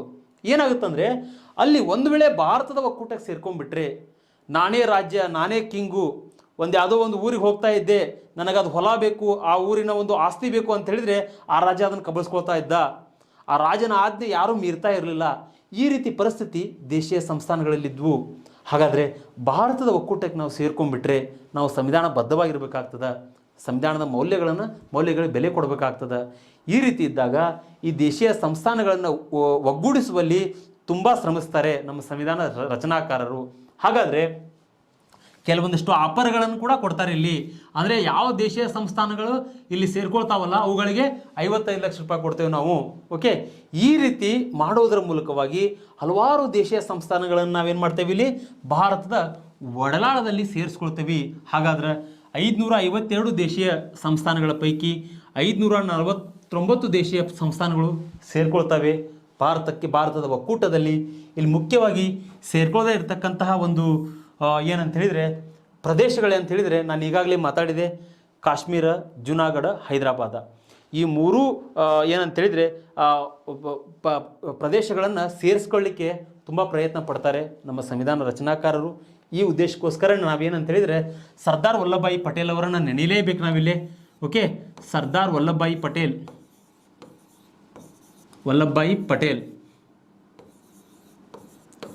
ಪಟೇಲ್ ಇವರನ್ನು ನಾವು ಉಕ್ಕಿನ ಮನುಷ್ಯ ಅಂತೇಳಿ ಕರಿತೇವ್ರಿ. ಇವ್ರನ್ನ ನಾವು ಯಾವ ಉದ್ದೇಶಕ್ಕೋಸ್ಕರ ಸರ್ದಾರ್ ವಲ್ಲಭಭಾಯಿ ಪಟೇಲ್ ಅವರನ್ನು ಉಕ್ಕಿನ ಮನುಷ್ಯ ಅಂತೇಳಿ ಕರಿತೇವೆ ಅಂತ ಹೇಳಿದ್ರೆ, ಐರನ್ ಮ್ಯಾನ್ ರೀ ಇವರು. ಯಾಕಂತೇಳಿದರೆ ಆಗಿನ ಸಂದರ್ಭನೇ ಹಂಗಿತ್ತು ರೀ. ಆಗಿನ ಸಿಚುವೇಶನು, ಆಗಿನ ಪೊಲಿಟಿಕಲ್ ಡೈನಾಮಿಕ್ಸು, ಅದೇ ರೀತಿಯಾಗಿರ್ತಕ್ಕಂಥ ಪರಿಸ್ಥಿತಿಯಲ್ಲಿ ಅವ್ರೇನು ಮಾಡ್ತಾರೆ, ಭಾರತವನ್ನು ಒಂದು ಸರಿದಾರಿಗೆ ತರ್ತಾರೆ. ಹಾಗಾದರೆ ಇವರು ತಂದಿರತಕ್ಕಂಥ ಯೋಜನೆಗಳನ್ನು ನಾವೇನು ಕರಿತೇವೆ ಅಂತ ಹೇಳಿದ್ರೆ ಪಟೇಲ್ ಸ್ಕೀಮ್ ಅಂತೇಳಿ ಕರಿತೇವೆ ನಾವು. ಪಟೇಲ್ ಸ್ಕೀಮ್ ಅಂತೇಳಿ ಕರಿತೀವಿ. ಸ್ಕೀಮ್ ಅಂತ ಕರಿತೇವೆ ನಾವು. ಅಂದರೆ ಈ ಪಟೇಲ್ ಸ್ಕೀಮಿನ ಮುಖಾಂತರ ಏನು ಮಾಡ್ತಾರೆ ಅಂತೇಳಿದರೆ, ABCD ಅಂತೇಳಿ ರಾಜ್ಯಗಳನ್ನು ಗುರುತಿಸ್ತಾರೆ. ಆ ಉದ್ದೇಶಕ್ಕೋಸ್ಕರ ತುಂಬ ಇಂಪಾರ್ಟೆಂಟ್ ಆಗ್ತಾರೆ ಸರ್ದಾರ್ ವಲ್ಲಭಭಾಯಿ ಪಟೇಲ್ ಅವರು ನಮಗೆ. ಹಾಗಾದರೆ ಇಷ್ಟು ತಿಳ್ಕೊಂಡ್ರೆ ನೀವು. ಇನ್ನು ನೆಕ್ಸ್ಟ್ ಏನಂತೇಳಿದರೆ, ಇದರ ಒಂದು ದೇಶೀಯ ಸಂಸ್ಥಾನಗಳಲ್ಲಿ ಪ್ರಮುಖವಾಗಿರ್ತಕ್ಕಂತಹ ನಮಗೆ ಒಂದು ಸಮಸ್ಯೆ ಆಗಿರ್ತಕ್ಕಂಥ ಪ್ರದೇಶ ಯಾವುದು ಅಂತ ಹೇಳಿದರೆ ಇಲ್ಲಿ ಜಮ್ಮು ಕಾಶ್ಮೀರ. ಓಕೆ, ಜಮ್ಮು ಕಾಶ್ಮೀರ ಏನಾಗುತ್ತೆ ಅಂತ ಹೇಳಿದರೆ, ಇಲ್ಲಿ ನಮ್ಮ ಭಾರತದ ಒಂದು ಚಿತ್ರಣದಲ್ಲಿ ಕಾಶ್ಮೀರ ಇಶ್ಯೂ ತುಂಬ ಇದೆ. ಯಾಕಂತೇಳಿದರೆ ಇಲ್ಲೇನಾಗುತ್ತೆ, ಅಕ್ಟೋಬರ್ 20, 1947ರಲ್ಲಿ ಓಕೆ ಜಮ್ಮು ಕಾಶ್ಮೀರದಲ್ಲಿರ್ತಕ್ಕಂತಹ ಒಂದು ಆಜಾದ್ ಹಿಂದ್ ಅಂತಕ್ಕಂಥ ಒಂದು ಬುಡಕಟ್ಟು ಜನಾಂಗದ ಒಳನುಸುಳುಕೋರರು ಇವ್ರೇನು ಮಾಡ್ತಾರೆ ಅಂತ ಹೇಳಿದರೆ ದಾಳಿ ಮಾಡ್ತಾರೆ ಹರಿಸಿಂಗನ ಮೇಲೆ. ಹರಿಸಿಂಗ್ ಜಮ್ಮು ಕಾಶ್ಮೀರದಲ್ಲಿ ರಾಜನಾಗಿರ್ತಾನೆ. ಅವನ ಉದ್ದೇಶ ಏನು, ಈ ಕಡೆ ಕಾಶ್ಮೀರಿಗೂ ಸೇರಬಾರ್ದು, ಭಾರತಕ್ಕೂ ಸೇರಬಾರ್ದು, ನಾವು ಸ್ವತಂತ್ರವಾಗಿರ್ಬೇಕಂತೇಳಿ ಬಯಸ್ತಾ ಇರ್ತಾನೆ ಅವನು. ಆದರೆ ಇಲ್ಲೇನಾಗುತ್ತೆ ಅಂತ ಹೇಳಿದರೆ ಈ ಒಂದು ಕಾಶ್ಮೀರದಲ್ಲಿರ್ತಕ್ಕಂಥ ಒಳನುಸುಳುಕೋರರು ಆಸಾದ್ ಹಿಂದ್ ಅಂತಕ್ಕಂಥ ಒಂದು ಸಂಘಟನೆ ಏನು ಮಾಡುತ್ತೆ ಅಂತ ಹೇಳಿದರೆ ಇಲ್ಲಿ ಹರಿಸಿಂಗಿನ ರಾಜನ ಮೇಲೆ ಒಂದು ಅಟ್ಯಾಕ್ ಮಾಡ್ತದೆ, ಆ ಸಾಮ್ರಾಜ್ಯದ ಮೇಲೆ ಅಟ್ಯಾಕ್ ಮಾಡ್ತದೆ. ಅಟ್ಯಾಕ್ ಮಾಡಿದಾಗ ಈ ವ್ಯಕ್ತಿ ಏನು ಮಾಡ್ತಾನೆ ಅಂತ ಹೇಳಿದರೆ, ಈ ವ್ಯಕ್ತಿಗೆ ನೆನಪಾಗಿದ್ದೆ ಯಾವುದು ಅಂತ ಹೇಳಿದರೆ ಇಂಡಿಯಾ. ಹಾಗಾದ್ರೆ ನನಗೆ ರಕ್ಷಣೆ ನೀಡಲಿಕ್ಕೆ ಸಹಾಯ ಆಗ್ತಕ್ಕಂಥ ದೇಶ ಯಾವುದು ಅಂತ ಹೇಳಿದರೆ ಭಾರತ. ಆ ಉದ್ದೇಶಕ್ಕೆ ಭಾರತ ರಾಷ್ಟ್ರಕ್ಕೆ ಸಹಾಯಕ್ಕೋಸ್ಕರ ಬರ್ತಾರೆ. ಸಹಾಯಕ್ಕೆ ಬಂದಾಗ ನಮ್ಮ ನೆಹರು ಅವ್ರು ಏನು ಮಾಡ್ತಾರೆ ಅಂತ ಹೇಳಿದರೆ ಆಯಿತು ಅಂಥೇಳಿ ಆ ಒಂದು ಹರಿಸಿಂಗಿಗೆ ರಕ್ಷಣೆಯನ್ನು ಕೊಡ್ತಾರೆ. ರಕ್ಷಣೆಯನ್ನು ನೀಡೋದ್ರ ಮೂಲಕವಾಗಿ ಆ ಕಾಶ್ಮೀರ ಪ್ರದೇಶಕ್ಕೆ ಕೆಲವೊಂದಿಷ್ಟು ಏನಂತ ಹೇಳಿದರೆ ರಿಸ್ಟ್ರಿಕ್ಷನ್ಸ್ಗಳನ್ನು ಹಾಕ್ತಾರೆ. ಅಂದರೆ ರಕ್ಷಣೆ ಆಗಿರ್ಬೋದು, ವಿದೇಶಾಂಗ ಆಗಿರ್ಬೋದು, ಸಂಪರ್ಕ ಆಗಿರ್ಬೋದು, ಕಮ್ಯುನಿಕೇಷನ್ ಎಲ್ಲ ಏನಂತ ಹೇಳಿದರೆ ಈ ಮೂರೂ ವಿಷಯಗಳ ಜವಾಬ್ದಾರಿಯನ್ನು ಯಾರಿಗೆ ಕೊಡ್ತಾರೆ? ನಮ್ಮ ಭಾರತ ದೇಶಕ್ಕೆ ಕೊಡ್ತಾರೆ. ಹಾಗಾದರೆ ಇದು ವೆರಿ ಇಂಪಾರ್ಟೆಂಟ್ ಆಗ್ತದೆ. ದೇಶೀಯ ಸಂಸ್ಥಾನಗಳ ವಿಲೀನೀಕರಣದಲ್ಲಿ ಜಮ್ಮು ಕಾಶ್ಮೀರ ತುಂಬ ಇಂಪಾರ್ಟೆಂಟು. ಇದರಲ್ಲಿ ಏನಂತೇಳಿದ್ರೆ ಆಜಾದ್ ಹಿಂದ್ ಅಂತಕ್ಕಂಥದ್ದು, ಜೊತೆಗೆ ಹರಿಸಿಂಗ್ ರಾಜ, ಆಮೇಲೆ ಆಕ್ರಮಣ ಒಪ್ಪಂದವನ್ನು ಮಾಡ್ಕೊಂಡಿರ್ತಕ್ಕಂಥದ್ದು ತುಂಬ ಇಂಪಾರ್ಟೆಂಟು. ಇಲ್ಲಿ ರಕ್ಷಣೆ ಆಗಿರ್ಬೋದು, ವಿದೇಶಾಂಗ ಆಗಿರ್ಬೋದು, ಸಂಪರ್ಕ, ಈ ಮೂರು ವಿಷಯಗಳನ್ನು ಏನಂತೇಳಿದ್ರೆ ಭಾರತಕ್ಕೆ ಬಿಟ್ಟು ಕೊಡ್ತದೆ. ಹಾಗಾದರೆ ಡಿಯರ್ ಸ್ಟೂಡೆಂಟ್ಸು, ಇವತ್ತಿನ ವಿಷಯ ಅದ್ಭುತವಾಗಿತ್ತು. ಇವತ್ತಿನ ತರಗತಿ ತುಂಬ ಅದ್ಭುತವಾಗಿತ್ತು. ಜೊತೆಗೆ ನೀವೇನು ಮಾಡ್ಬೇಕಂತೇಳಿದರೆ ಇವುಗಳನ್ನು ಪ್ರತಿನಿತ್ಯ ಹೋಮ್ವರ್ಕ್ ಮಾಡಿಕೊಡ್ರಿ, ನೋಟ್ಸ್ ಮಾಡಿಕೊಡ್ರಿ, ಅದ್ರ ಜೊತೆಗೆ ಸರಿಯಾದ ರೀತಿಯಲ್ಲಿ ಅಧ್ಯಯನ ಮಾಡಿರಿ ಅಂತ ಹೇಳ್ತಾ, ಯಾರು ಇದುವರೆಗೂ ಸಂತೋಷ್ ಲಾಡ್ ಫೌಂಡೇಶನ್ನ ಆ್ಯಪನ್ನು ಡೌನ್ಲೋಡ್ ಮಾಡ್ಕೊಂಡಿಲ್ಲ, ಡೌನ್ಲೋಡ್ ಮಾಡಿಕೊಡ್ರಿ. ಅದರಲ್ಲಿ ನಿಮಗೆ ಈ ನೋಟ್ಸ್ ಸಿಗುತ್ತೆ. ಆ ಉದ್ದೇಶಕ್ಕೋಸ್ಕರ ಡೌನ್ಲೋಡ್ ಮಾಡಿಕೊಡ್ರಿ. ಪರೀಕ್ಷೆಯಲ್ಲಿ ಸಕ್ಸಸ್ ಆಗಿರಿ ಅಂತ ಹೇಳ್ತಾ ಎಲ್ಲರಿಗೂ ನಮಸ್ಕಾರ.